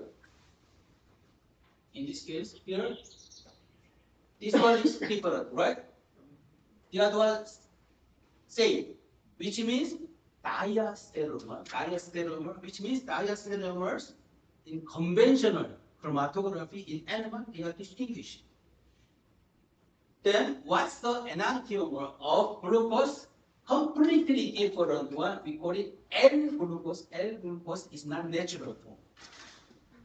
Okay? It's not natural form. Here, yeah? These cases. And another important one is usually if it's a diastereomer in natural product, they use the same name of the compounds. But glucose, mannose, nobody knows whether they are from the same, completely different one. So that's why it's another difficulty to learn chemistry of natural product. Anyway, galactose cases, galactose also is a diastereomer of glucose. Glucose, mannose, galactose, they have the same backbone, but only stereochemistry are different. Here, arabinose. How many chiral center? 1, 2, 3. Yeah, so D-arabinose. And fructose, so from wine, how many? 1, 2, 3, 3. This one is ketone group, not like this one, ketose. And arabinose, usually in sugar, D form is a natural one. D form is a natural, L form is a synthetic one. We believe. But nowadays, it's changing. Glucose, yes. D-glucose is a only natural one. But arabinose cases, L form, D form, both are possible. That's why it makes our life is very, very difficult. When you find the arabinose, but nowadays many people say it's a D-arabinose or L-arabinose.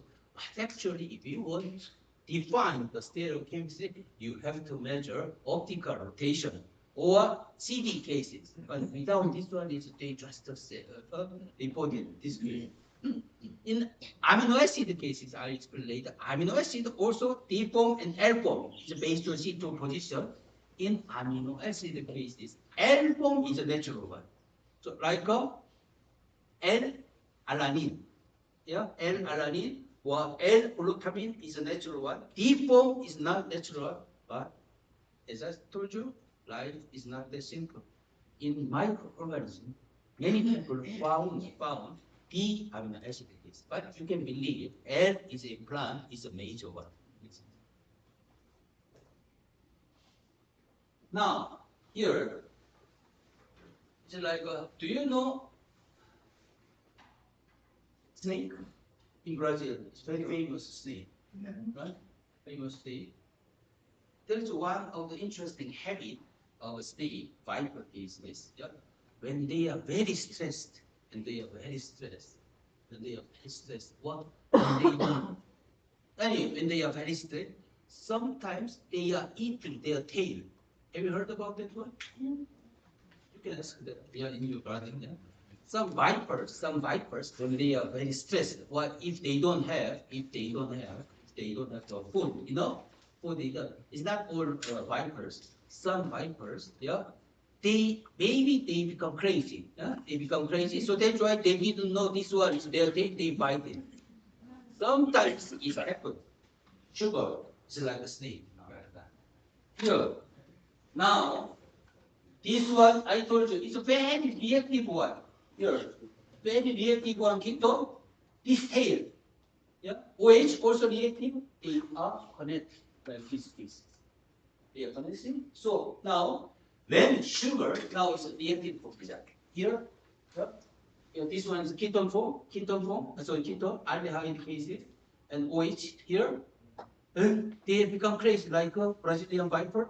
They fight each other. They become these cases. So this self-assembly compound is like a reformulation.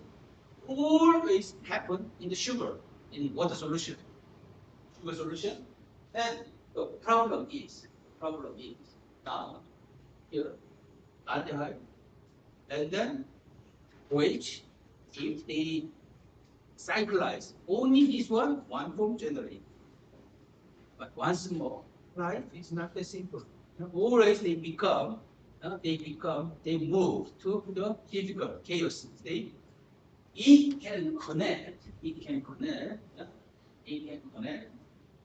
here, here, here, and here, and here. There are a lot of choices.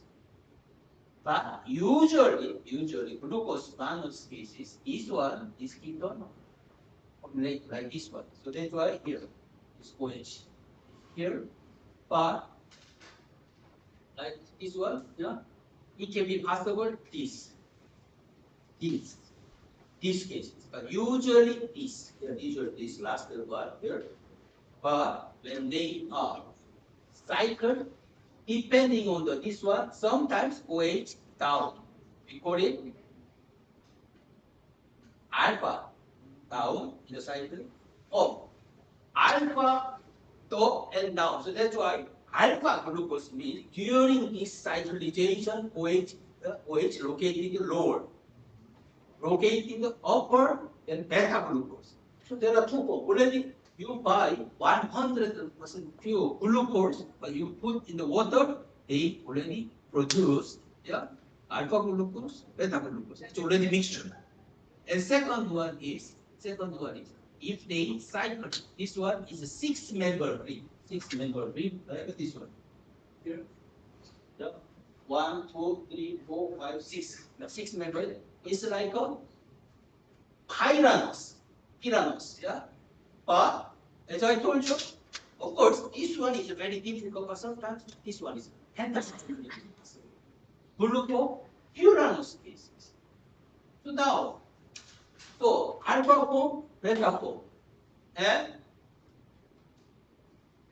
Pyranus and Pyranus. Already 4 forms generated. This one is glucose, but araminose cases, as I told you, D form, L form is possible. Then 2 by 2 by 2, already 8 forms are there in the mixture. This is very complex. So one pure sugar contains a lot. Now, then here D form, L form, more or less we can distinguish. But alpha form, beta form cases, more or less there is a ratio. Sugar cases, if you keep temperature very well, 66% is beta glucose, 25 Celsius degree. And if you keep change the alpha form is 36%.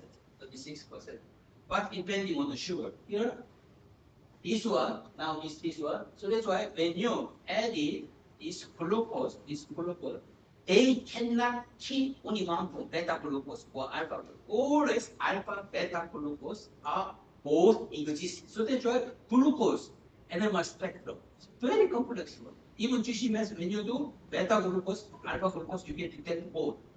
Both that one. But if this one is, we call it the attached point, anomalic position, attached like this way, here, right here, now it's blocked. In this case, this glucose has only one form. This one is alpha glucose.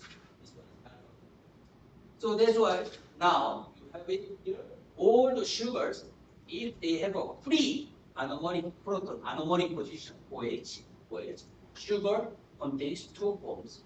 But if this one is blocked, only one form. So glucose cases. So that's why in metabolomics paper, in a metabolomics paper, I found some years ago very strange comment from the author. I found by this treatment, alpha glucose increased, but beta glucose decreased. That doesn't make any sense because alpha glucose, beta glucose, so same from the same compound. It doesn't make any sense. Probably they misidentified the signal. So be careful when you detect the compound. You cannot say alpha glucose. Plants never produce alpha beta glucose separated because of your analytical issue. Alpha beta glucose, they are generated. So as I want to remind you once more, my goal of metabology, I want to intact metabolism. If plants produce glucose, you should say glucose, not alpha glucose, beta glucose. But of course, if plants glucose is here, is a very reactive one, anomalic proton. If it's a free anomalic proton, alpha, beta, both are positive. But this one is attached to here, here, then its position is fixed beta glucose. For example, quercetin beta glucose because cases. So now it's glucose case. Now if it's a free glucose free glucose OH is here, free glucose here, then this one contains alpha beta glucose. But now glucose float by fructose case. Then sucrose, glucose moiety in sucrose, there is only one glucose, alpha glucose. Claro?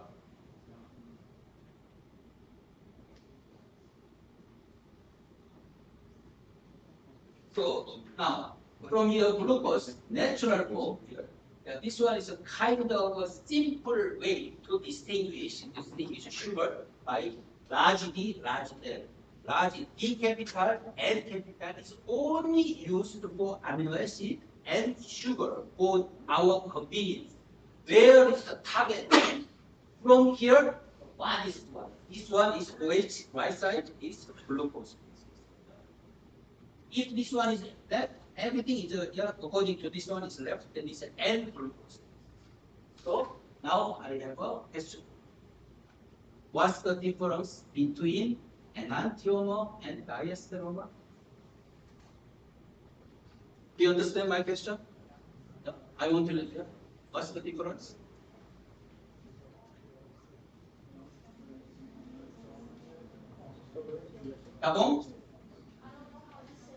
But you understand? Okay. Who can answer? What's the difference between enantiomer and diasteromer?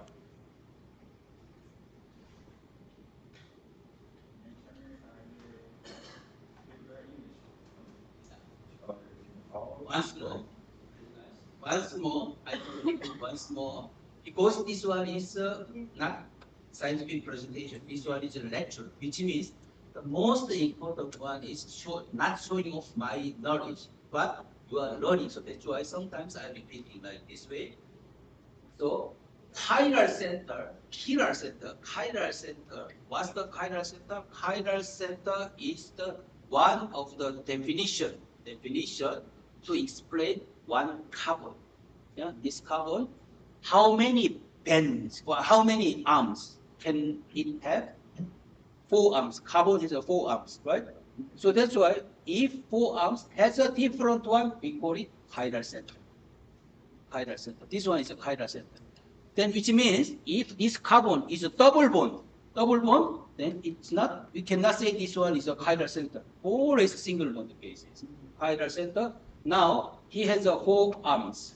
Me, you, here, right? This one. In these cases, actually till 19th century we didn't know, but Pasteur from French chemist, he found it from tartaric acid. Here, now it's this one, here, the order, here. She has the highest priority, and she is the second highest one. Then this one is, what's that? Anti-clockwise, right? Is the opposite of the clockwise, anti-clockwise. So that's why number one priority, number 2 priority. But in case we change it, she and me change it, position, then this one is clockwise case.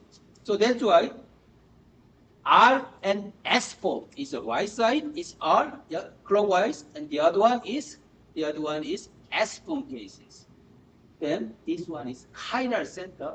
Is not for the definition of the compounds metabolized itself. It's definition of each carbon only. This compound only has one chiral center. This chiral center cases. But if R form, what's the mirror image? S, right? S. If compound has only one chiral center, enantiomer, completely opposite one is S, right? S. Then it's a mirror image. Like, do you know your gloves? Left glove, right glove is a mirror image. But it's a different compound, right? It's a different compound. It's like a mirror image cases. But what if this compound has 2 chiral centers? 2 chiral centers, configuration R, configuration R. What's the exact mirror image here? S glow. This is mirror image. It's a completely same compounds. We cannot distinguish. Only you use chiral reagent or special manner. But this one is R, and this compound R has only one difference. We call it diastereomer. Diastereomer is not mirror image. Yeah, it's a different compound. It's like a mannose glucose cases. You can distinguish by any conventional method. Right? Yeah. So diastereomer cases, no problem to distinguish by conventional NMR, IR, UV, MES. But enantiomer cases, it's completely same compounds. You need a special reagent. There's a big scandal in, I think it's the 20th century. Have you heard about the thalidomide scandal? Thalidomide, yeah? Thalidomide is diaster, enantiomer. Enantiomer, one of them is sleeping drug. One of them is mutation. The mutation, why? Because one of the German physician, he reported, but Big Pharma rejected.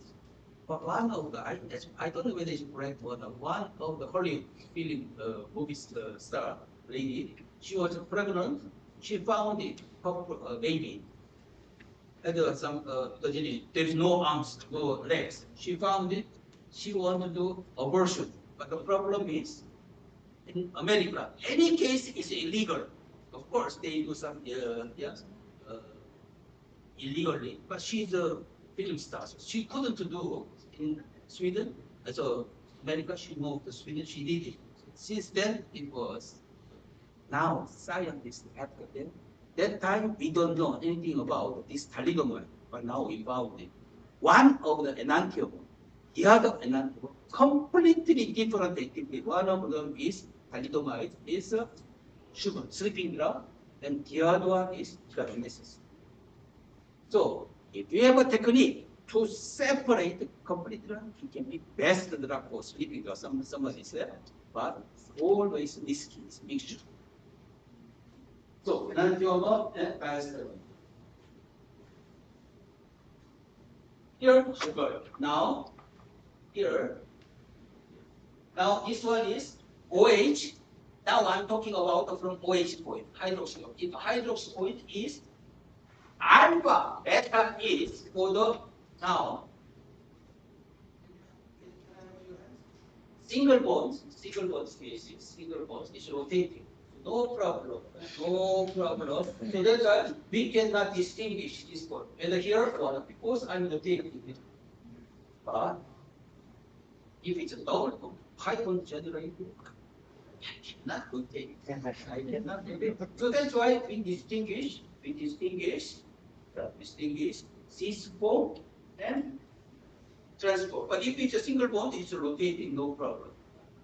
Then you might go, okay, then double bond is a fixed position. A single bond always rotate the position. It's not true, because now here, now single bond is rotating. But if this single bonds generate ring, then we cannot rotate. This is difficult one, right? So that's why now here, although it's a single bond, although this one is a single bond, but they have, if it's a single bond, this one is always rotating, they have a mixed position. But now the cyclic form, OH is this. If OH is lower, what's that? Alpha position. OH is in alpha position. If OH is up, this one, beta position. So that's why now you note it for the four bonds definition, chiral center, right? Alpha and S2. Double bonds definition, trans, cis, EONG. Now single bonds definition to explain this one, alpha form and beta form. Now you know, right? Then probably you heard it. Many people confuse axial and equatorial. Actual equatorial also to define the position cyclic compounds. Here, would you take a cyclic one more? Here. This one now is this one is OH. This one is OH. Here, what's that? Here, oh students. This one, yeah, this one is alpha position. Sorry, beta position. Yeah, of beta. This one is alpha. Right? It's correct. It's correct. But sometimes this one is a relative position. Relative. Actual equatorial means is how they look like. This one is still alpha. I don't know. Sorry, beta. Beta is still beta. This one is alpha. It looks like a vertical. We call it axial. Axial beta, right? And this one, equatorial beta, still beta, right? These cases, beta, axial. This one, alpha, equatorial. This one, alpha, axial. Genius, very sharp. This is here. Then here. Now you will not be confused anymore. Yeah? Alpha, beta means relatively to this one, I'm up and down. Equatorial, axial, equatorial. Clear? Shape. But the element is very important. Yes. Actually, this one should be confirmed by X-ray. We know already. When they position in this sugar, when they position which is axial, beta position, then beta position, they always prefer to be axial. But it's opposite, they prefer to be equatorial. So depending on equatorial axial, coupling constants completely different. In animals, we can distinguish whether this one's beta glucose and alpha. Then you might have a question, how alpha, beta, I know from the structures, whether this one is beta and alpha case. But how do I know whether this one is axial and equatorial? Actually, from 2D structures, we don't know. You need a molecular modeling. But many compounds already know, based on X-ray crystallography, they know whether it's axial or equatorial. Based on that one, you can use it.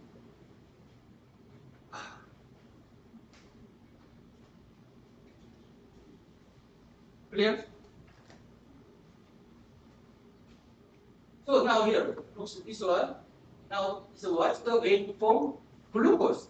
Glucose, usually, of course, I said the furanous 5-member ring is possible, use 99% is 6-member ring, And now, if I use like this one, it can be beta, it can be alpha cases.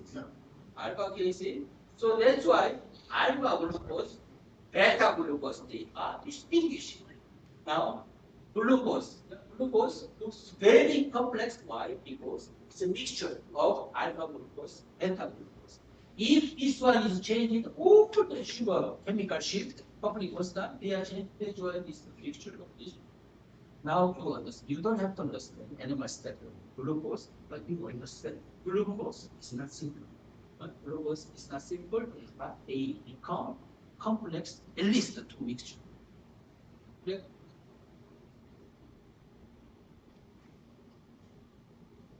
Here, now this one is rhamnose. Rhamnose cases, rhamnose here. Now it's an alpha form and beta form, you detect it. But now this one, based on this one, now when you don't have an experience without this explanation, when you measure rhamnose you bought it from Sigma and Eldridge. It's very expensive, 100%, 100 euro. Yeah? And you measure it. But it looks like a very impure compound. And you claim, oh, this one is impure. Yeah, I was cheated by Sigma Eldridge. It's not true. Rhamnose cases, even this one is different. Also, this one is changing. Beta form and alpha. So, sugar now if we have this member ring, this one changes, then not only this proton is changing, everything is changing. So that's why if sugar proton is 5, then 10 signal is coming out. 5 sugar.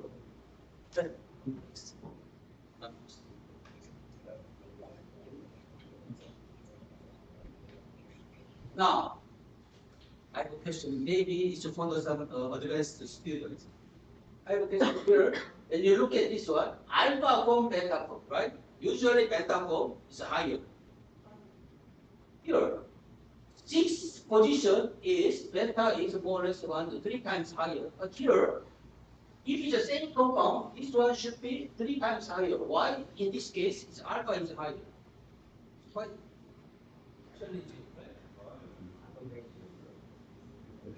No volume. This one is a volume of this one is 3 proton, 3 proton. But this one is 1, 3.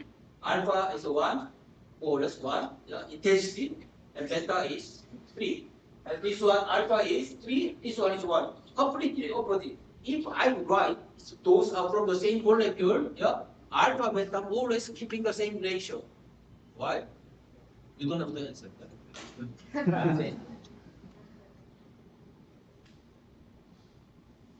It's for the advanced, you don't have to answer, but think about this. Question is, you like music nowadays, right? Music.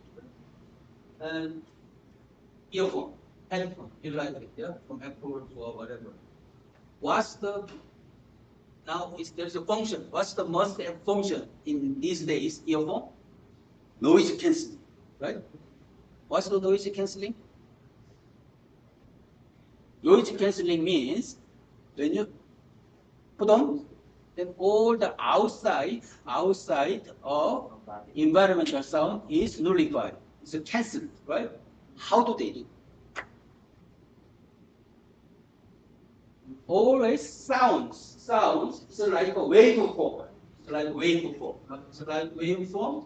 They analyze this one to nullify this one. You can give the same but different type of completely opposite one. The frequency always hertz.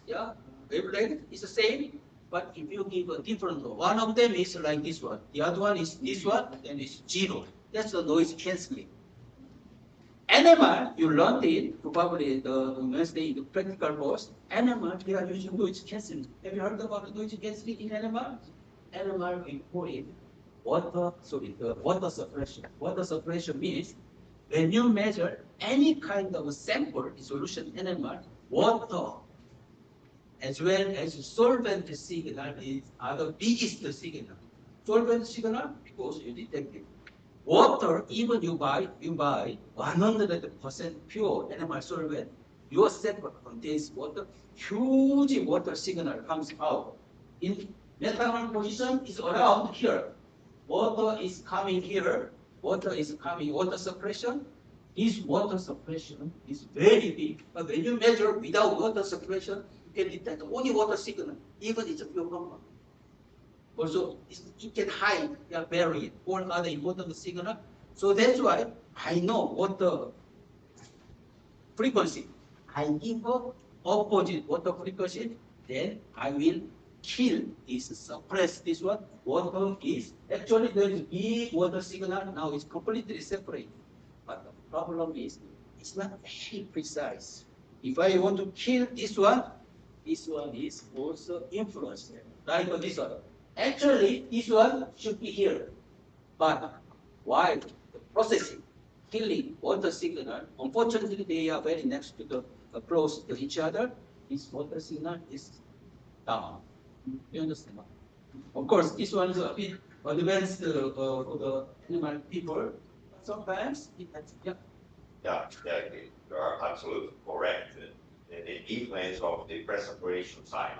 Yeah. But also we must consider the relaxation time in T1. Yeah. Because we have the methyl group, the free methyl group, and you probably did better, but probably did the relaxation time, T1 for methyl group, is different from the phytogen. So, of course, the influence of the respiration, but we also have some influence of the relaxation time. Relaxation time in animal is when you give a frequency. So animal is like this one. Animal is always they have a frequency. Yeah? Frequency when they have a you have own frequency. You have your own favorite music, right? You like classic. You like rock and roll. You like Brazilian. Yeah, chanson, let's say Brazilian. Now, if I turn on classical music, she never activated. But when I give her Brazilian music, she started dancing now. That's is activation cases. Then she is activated. Now we have to wait. Yeah, it's a simple word. We have to wait enough time. She enjoyed a lot, right? But if I give, okay, now I activated her, yeah, she only danced, I give only 1 second. Oh, she's disappointed. I have to give her full, that you can dance here 1 hour, yeah, it's 1 hour, no problem. But if I give her only 1 minute, you will be disappointed, you will be very angry at me, right? It's clear? So that's a relaxation time. I have to give enough time. But if you need he mentioned is, although it's the same proton, but this proton and this proton must be this relaxation time is different. His case is only 1 minute is enough because he's too old, so only 1 minute dancing is enough. But her case is she's active, young, 1 minute is not enough. I need 1 hour or 1 day or 1 week. This is a different one. I'm sure you're not old. But this case is case. If I give a lecture, so that's why we have to consider. And my opinion is, of course, each proton has its own relaxation time. But usually, the relaxation time difference, the proton is only less than maximum is 10%, which means maybe this one is a little bit like this way, but not 3 times 1/3 of this species. Now today you learned the basic concept, water suppression, cancer, and relaxation time in animal. Probably it will be helpful for this.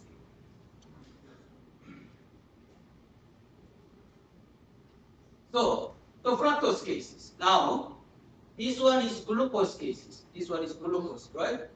This one is glucose. If glucose is OH, is blocked. There is no free OH anymore, which means, as I told you, this one is only one form, generally. So that's why there is no other. Delta form is here, only one. So that's why when you go to chemical structure of sugars, please check it out. Number 1 position, we call it anomeric position. They have free OH. If they have a free OH, we have 2 form, alpha form and beta form. But if it's a block like this, only 1 form is generally. So that's why the most preferable position, alpha form, beta form, is only happened in number 1 position. This number 1 position blocked it, we have only 1 position. Glyphosate cases, this number 1 position is the most preferable attached point. Now number 1, alpha, beta, I attach here. Which means I have only beta glucose or alpha glucose. Usually glyphosate beta glucose. But very rare case, right? It's not that simple. Number 1 position, but sometimes each second position is attached here. Then this flavonoid, number 2 glucose is a 2 form. Alpha glucose flavonoid, alpha and beta form in these cases. Do you understand what I mean? Here, it's a glucose. Now, this number 1 position is the most common attached point. This one is attached flavonoid. We call it glyphosate. Then only 1 position, 1 configuration. 1 configuration is possible. Beta glucose. But very, very rare case. I found in my whole life only 1 case.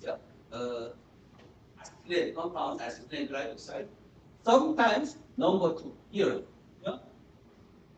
Flavonoid. In flavonoid, attached here, there's a free wedge here. That's why, in this case, this flavonoid, glycoside, twofold, alpha glycoside, beta glycoside. Of course, this one is a real case. Do you understand?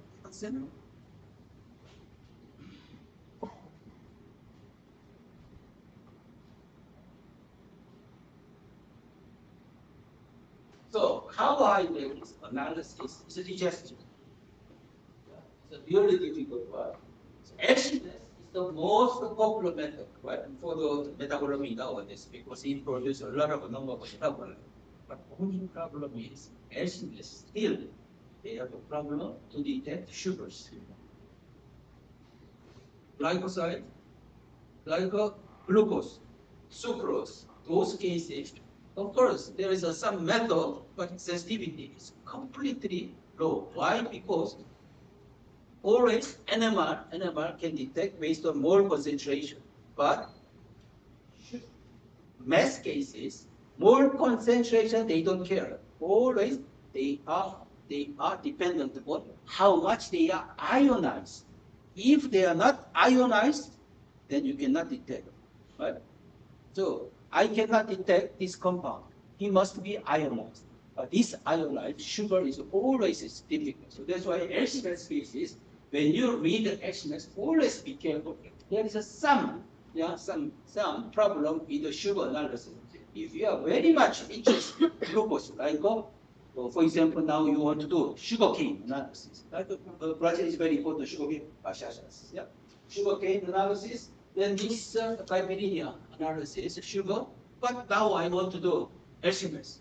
It's a little bit, it's an issue in a little aspect. Of course, there is a helical applied. You can do this one. But why you don't have to use NMR or acidness cases? You understand? So acidness, perfect. Acidness is very nice, but there are still some limitation to the sugar analysis. And post sensitivity resolution in acidness after TMS derivatization, because glucose itself is not volatile. But if it's a three-metal relation, you heard it, very easy to be detected. And several signal in acidness. As I told you, acidness can detect alpha form, beta form, or some furanose, pyranose. And also, acidness. You cannot directly inject sugar solution. You have to derivatize. During this derivatization, sometimes artificial rearrangement is coming out. Alpha glucose, beta glucose, sometimes or furanose. Actually, furanose is not, it's very low amount, but sometimes glucofuranose is possible. And oligosaccharide made animal signal protein. That is a very, very important one here. Animal, the fingerprinting is nice. Animal looks like sometimes it's very sharp signal. But what kind of compounds can make animal signal grow like mountain? Sometimes you only very simple, like a very sharp signal, the 600 megahertz. But sometimes you measure it, it's broad like a mountain. It's like the tops of camel. When it happened, of course, it's based on technical issue like a wrong shimmy. But mostly, what is if solution contains polymers, then sugar broadly comes out. So when it's possible, you should have to be careful. Sometimes you are doing plant cell culture. Yeah, who is doing plant cell culture? You grow plant cells. Sometimes you treat pectin. Do you know pectin? Yeah, the polysaccharide as an elixir. Plant cell never produce properly secondary metabolites. So that's why you need some elixir. Elixir means this is cheating plants. Plants tissue is a very emergency case. So that's why sometimes they isolate cell wall of fungus, pathogenic fungus. They give this cell wall fungus pectin, then plant cell thinks, oh, this is an emergency case. Now I'm attacked. Then they start to produce this kind of compound. So that's why you heard it today, phytoalexin, right? Phytoalexin, you heard it? in the normal condition, they don't have it. But when they are infected, they produce phytoalexin. The factor to cause phytoalexin, we call it elicitor. This elicitor, one of the typical elicitor is the pectin or plant cell wall made of polysaccharide, like cellulose. Then when you add it, it becomes like this way. Yeah. Right? Same word, you add in polysaccharide. Because, as he mentioned, it's a tissue relaxation. Now, then there is a method, CPMG, Pulse Program, Special Pulse Program, NMR, they suppressed polymer signal. So now, when you are doing, like, when we can use CPMG, so if you have a very nice extract, purified for small molecule, you don't need this CPMG pulse program. Normal proton NMR is okay. But now you are interested. Brazilian potato, right? Brazilian potato. Potato contains a lot of starch. Now you extracted the starch. This starch, polymer, then you cannot have very fancy, sharp NMR signal. Starch starch cause signal broadly is a problem. So that's why now I want to see small molecule difference in potato. You have to use CPMG, suppress starch signal, and starch analysis, you can use another method. And also, if you have a urine sample, human urine, actually health urine, we don't have a polysaccharide, right? Only small molecule. Some small molecule. If there is a polysaccharide, probably you have a kidney malfunction because it's a problem for diabetes cases. Then urine cases, you don't need a CPMG method. Usually, you don't need a CPMG method. If you have a blood sample, mammalian blood, then or it's not very beautiful sample, feces sample, you know feces. I did it. It's very smelly. These feces sample cases, they contain a lot of polysaccharide. Now I need the small molecule profile. Then you have to suppress polysaccharide signal also by CPMG.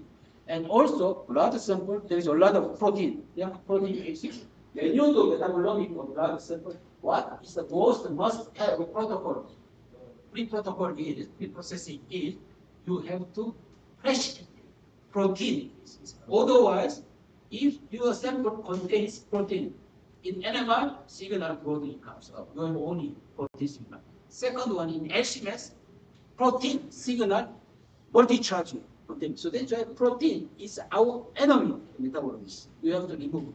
Even you try to remove the protein from blood sample, still there contains some protein which can cause signal protein. In that case, you have to use CPMG.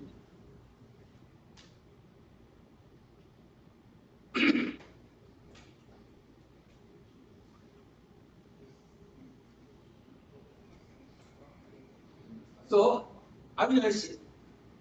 Now is, of course, third group of primary metabolites is a protein. Protein, but then I removed. I'm not interested in protein, even peptide acid. But amino acid still exists. And also, sometimes it's very important information.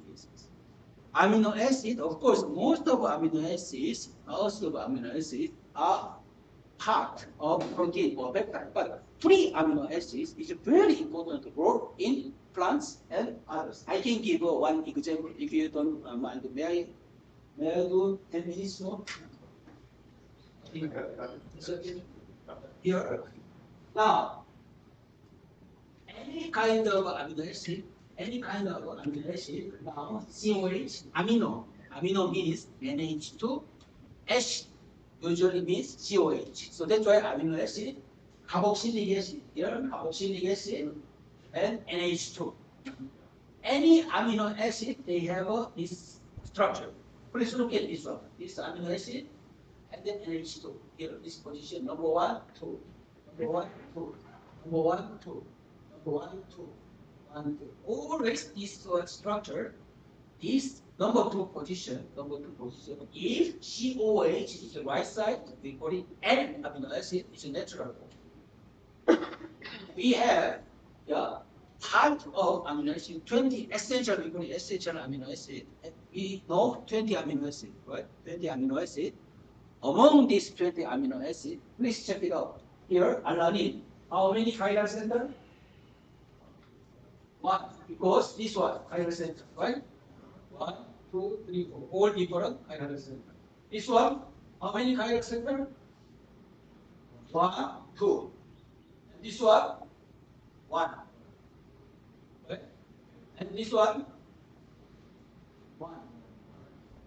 So that's why any amino acid has 1 chiral center, which means N-alanine, D-alanine is possible.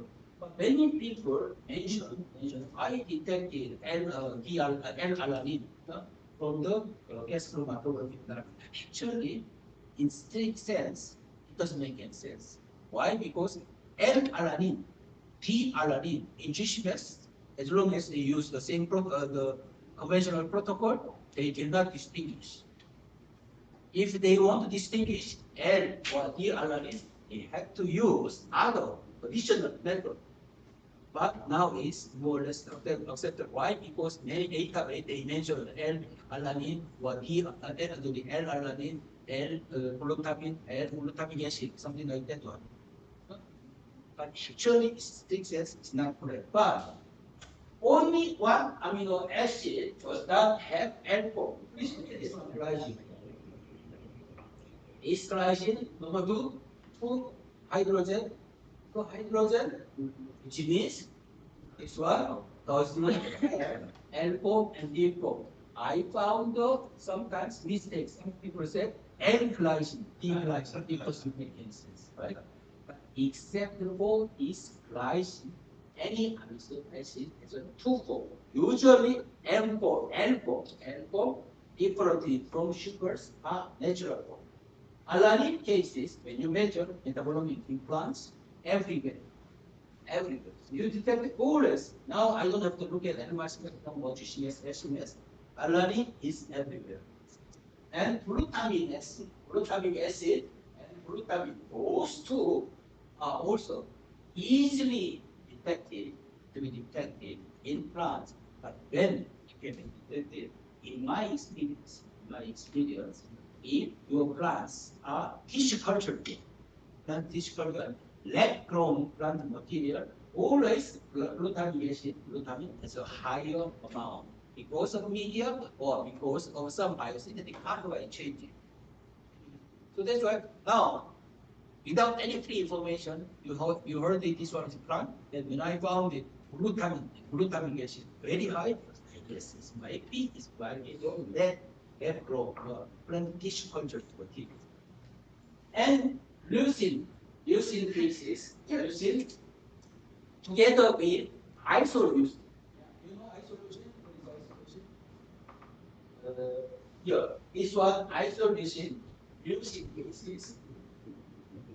This one is more or less, to me, is a marker of your sample's freshness.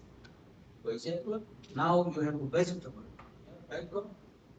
Cabbage, you have cabbage, or broccoli, or tomato, you collect it, you immediately measure plant material, but maybe it's isoleucine, although they are also sometimes detected in plant, but not huge amount. If you found isoleucine using very unexceptionally high amount, probably your tomato juice are not fresh, it's rotten. So some microorganisms probably produce use isolation using modern plant materials. And also this isolation using is when the plant, you know, some vegetables, they are growing in very dirty situation, like sewage or natural fertilizer, something they put in this one, yeah, in these cases, then those kind of plant material, we did it before I grow the brassica in together with the human vegetarian E. coli, whatever, this one is increased very high. That's why this isolation is probably is the some bacterial marker compounds. And sterile cases in plant is very rare cases. Sterile cannot detect the blood. Usually the sterile is source of from pig, not from plant. And RGB is a it's never be the major metabolic amino acid, but in plant material, many cases as a minor amino acid you can detect. And glutamine, together with the glutamic acid, as I mentioned, is a kind of a marker for the plant cell culture material. And lysine, also lysine in plant is a very, very rare case. Of course, there is, but the amount is very low. And threonine, together with the alanine, is always every plant. Any plant material contains threonine. Threonine, please note today, threonine and lactic acid. Threonine and lactic acid, please write down threonine and lactic acid. They are very confused. In animal spectrum, 1.3 ppm, lactic acid, threonine, they are overlap this one. They don't know whether this one is lactic acid signal or threonine signal. But usually from plants, we can say this one is threonine. But mammalian tissue, always tissue is getting older, then lactic acid is generated from lactose cases. So lactic acid, if you are doing mammalian cell, this one is from probably lactic acid. If it's a plant material, please aside threonine. So lactic acid, if you find the lactic acid or threonine, please think about other possibility, whether this one is lactic acid and threonine is. Lactic acid in plants, in mammalian, it's always is like a marker for freshness. If your cell tissue, mammalian tissue, contains high amount of lactic acid, it took a quite long time after harvesting. You understand? And asparagine is a very, now asparagine, you can guess. What's the source of asparagine? Asparagus. Because they found the asparagus. This asparagine is very common in the asparagus and also in many plant material. But in bean, Fabaceae plants, they contain a high amount of asparagine. But asparagine in bean sprout, bean sprout, yeah, bean sprout in Asian, particularly in South Korea, asparagine they believe is good for hangover. You drank too much yesterday, and today you need some water to overcome your hangover. Then asparagine contains material. They said it's working. And methionine is this methionine. Sometimes you can detect it, but never be major metabolized. And glycine, of course, glycine, as he said, what's the source of glycine? Glycine max, the kidney bean, glycine max. But this glycine is not very free. Glycine max is kidney bean. I think chili con carne. Chili con carne, the source of chili con carne, dead bean.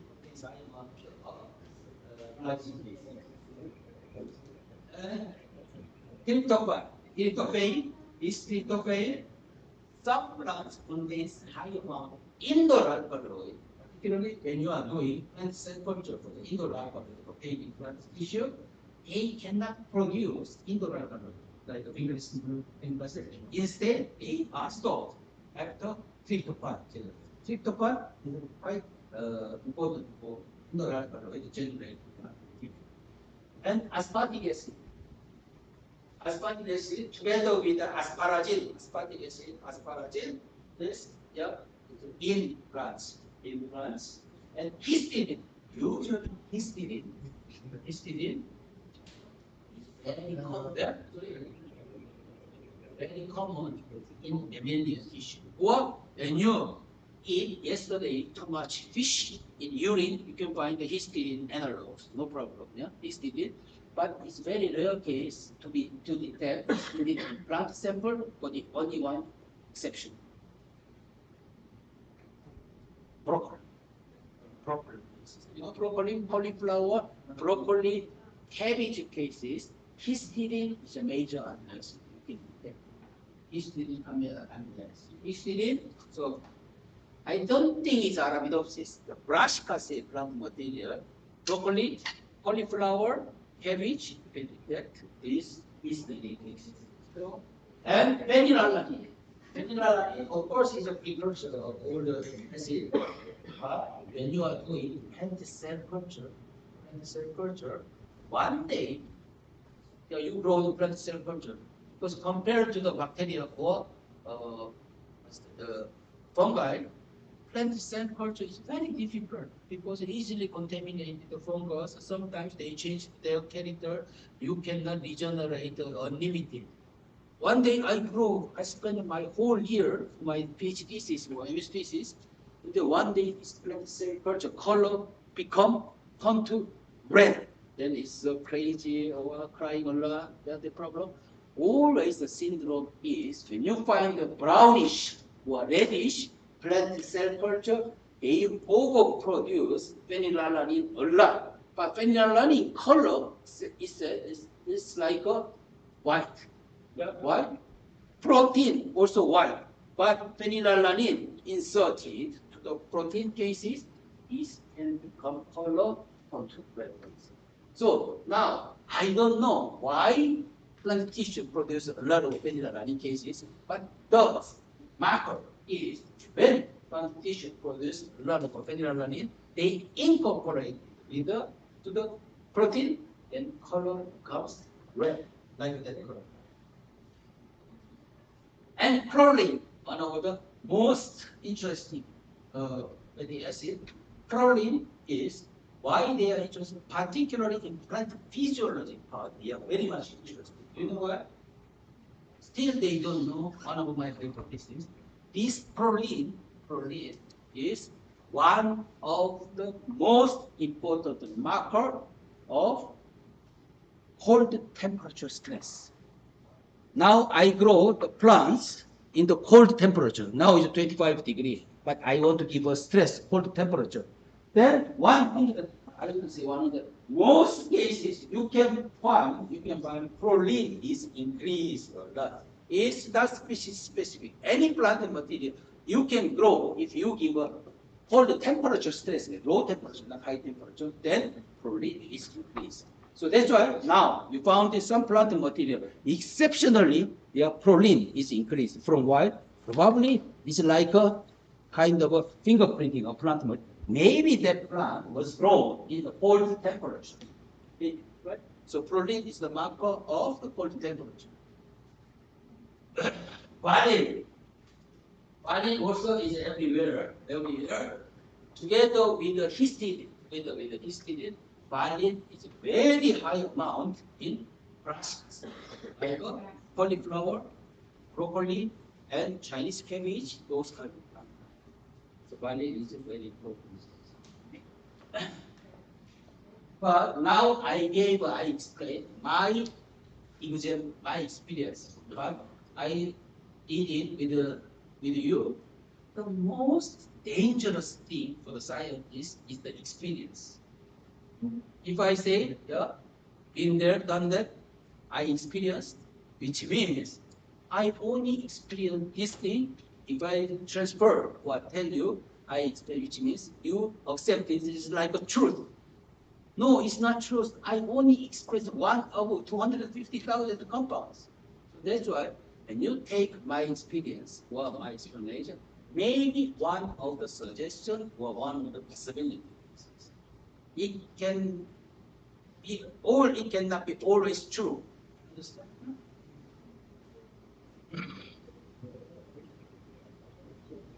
So, of course, three major, so 2 minutes more. I want to finish primary metabolites. Yeah.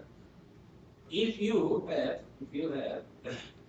the primary metabolites, first one is carbohydrate, lipid fatty acid, then protein amino acid, then those are nucleic acid sometimes we include because it's ubiquitous. Nucleic acids like amino acid for protein, nucleic acid part of DNA or RNA. But free nucleic acid you get it adenine always. Guanine, cytosine, thymine, any plant mammalian tissue is very important.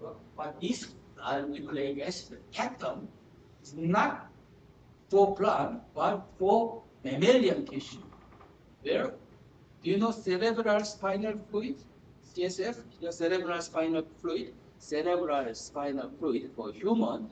Many people they want to pattern of this nucleic acid pattern for Alzheimer's disease or something like neurotransmitter cases. So plants maybe it's not very important, but nucleic acid pattern, free nucleic acid pattern, CSF, cerebral spinal fluid, or somewhere you can detect. But usually this nucleic acid has a nitrogen blood, which means it's partially charged.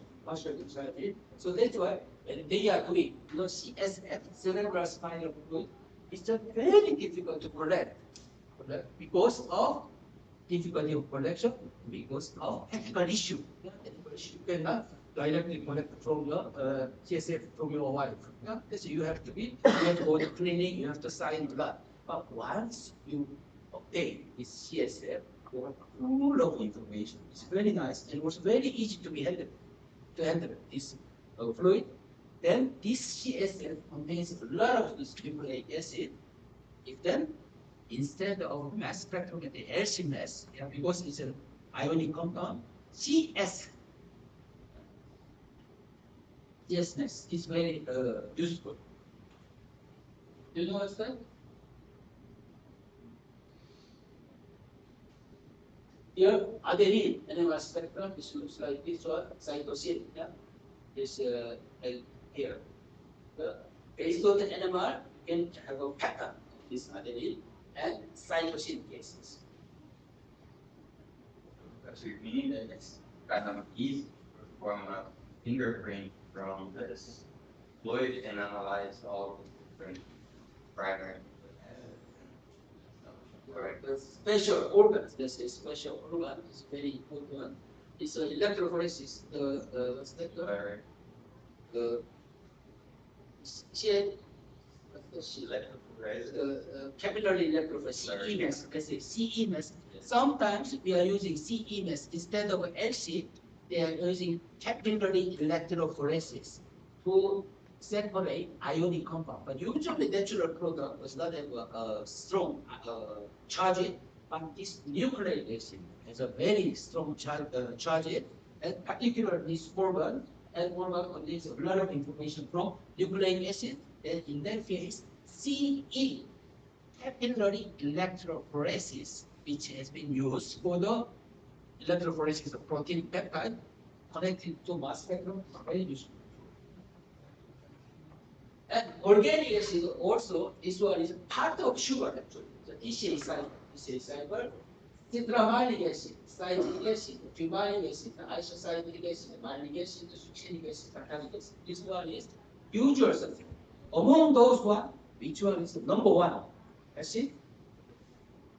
Malic acid. Malic acid everywhere. Malic acid is everywhere. Malic acid is in German. Apfelsäure, which means apple acid. It's from apple. Malic acid. Malus, actually malus in Latin is an apple, right? So that's why malic acid is apple acid. Instead, citric acid is citrus from orange in this case. Those two acids are very high amount. These are ubiquitous. Always, but isocitric acid, succinic acid is a very minor compound. Fumaric acid, that will be the major compound. Only one exception, brassic acid, like Arabidopsis, cauliflower, and cabbage and broccoli, they contain high amount of fumaric acid. Particularly when you grow Arabidopsis in your growing chamber, and why fumaric acid is always major, usually major organic acid in nature, malic acid, or citric acid in citrus plant material, but fumaric acid for the brush cut.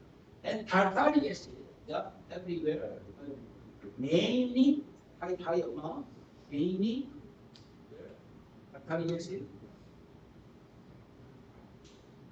Why? First, right? Why? Why tartaric acid? Actually, not only tartaric acid in wine, malic acid, citric acid, tartaric acid. It's a major compound. There is one study, the acidity from wine acid, depending on tartaric acid, malic acid, the ratio, maybe they affect the acidity, the taste. But since then, I never did any follow studies. But anyway, so depending on the age or grade material, tartaric acid, malic acid, many people are interested in the ratio of tartaric acid and malic acid. This one is particularly for wine. It is simple and malic acid, ubiquitous, citric acid, citrus receptor, the citrus receptor, orange, lemon, fumaric acid, brassica acid, isocitric acid, succinic acid, citramalic acid, all these things present very minor. And this one, citric acid, malic acid, in animal mass spectrum, LC-mass, you can detect them with healing color, no problem. GC-mass, you can detect it after chemistry evaluation. But animal cases, when you do animal, this one is a major compound. But the signal is depending on the concentration of the signal chemical change is fluctuating a lot. You have to be very careful when you analyze. This one is malic acid or citric acid. And you must be compared with aspartic acid, aspartic. So please keep in mind 2.5 ppm till 3 ppm. That range, all the signals detected the sugar acid, organic acid, like malic acid, citric acid, or succinic acid, citramalic acid, except for fumaric acid. All the acids they are detected, but they are changing. There is chemical shift, is changing. You have to be very careful to you should not be confused. Like this one. Depending on vocal condition, they are very different. And depending on the pH, they are completely different.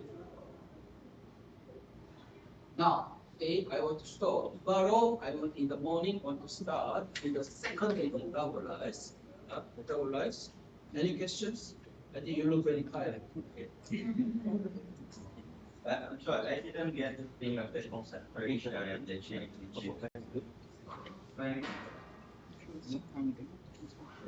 Here, usually, when you measure animal temperature, depending on the concentration, the chemical shift always same. If I'm in 1 milligram or 10 milligram, chemical shift is the same. It's like a HPLC. When you inject 1 milligram and 10 milligram, retention time are same, right? But animal spectrum of organic acid, animal acid, organic acid, depending on the concentration, the chemical shift is changing. Then you might be interested. Why? Maybe if you add too much acid, pH changing. Yeah, pH changing. The chemical shift changing, but it's not true. Because even this one cases, this one is even I used this one under the bubble, which means it's not changing. My hypothesis is when their organic acid is getting concentrated, probably they are become dimer, trimer, water. Molecule to molecule, mole to mole interaction generated, then chemical structure is a little bit partially changing. So that's why it causes chemical shift. Shifting of chemical shift. That is my hypothesis. Any other questions?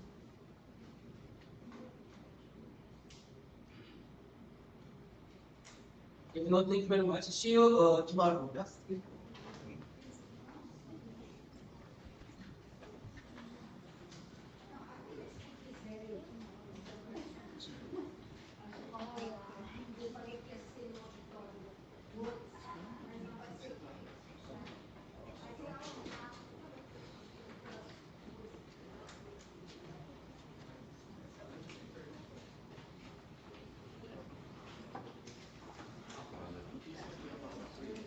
Não deu certo não. Não deu certo não. Tentativa de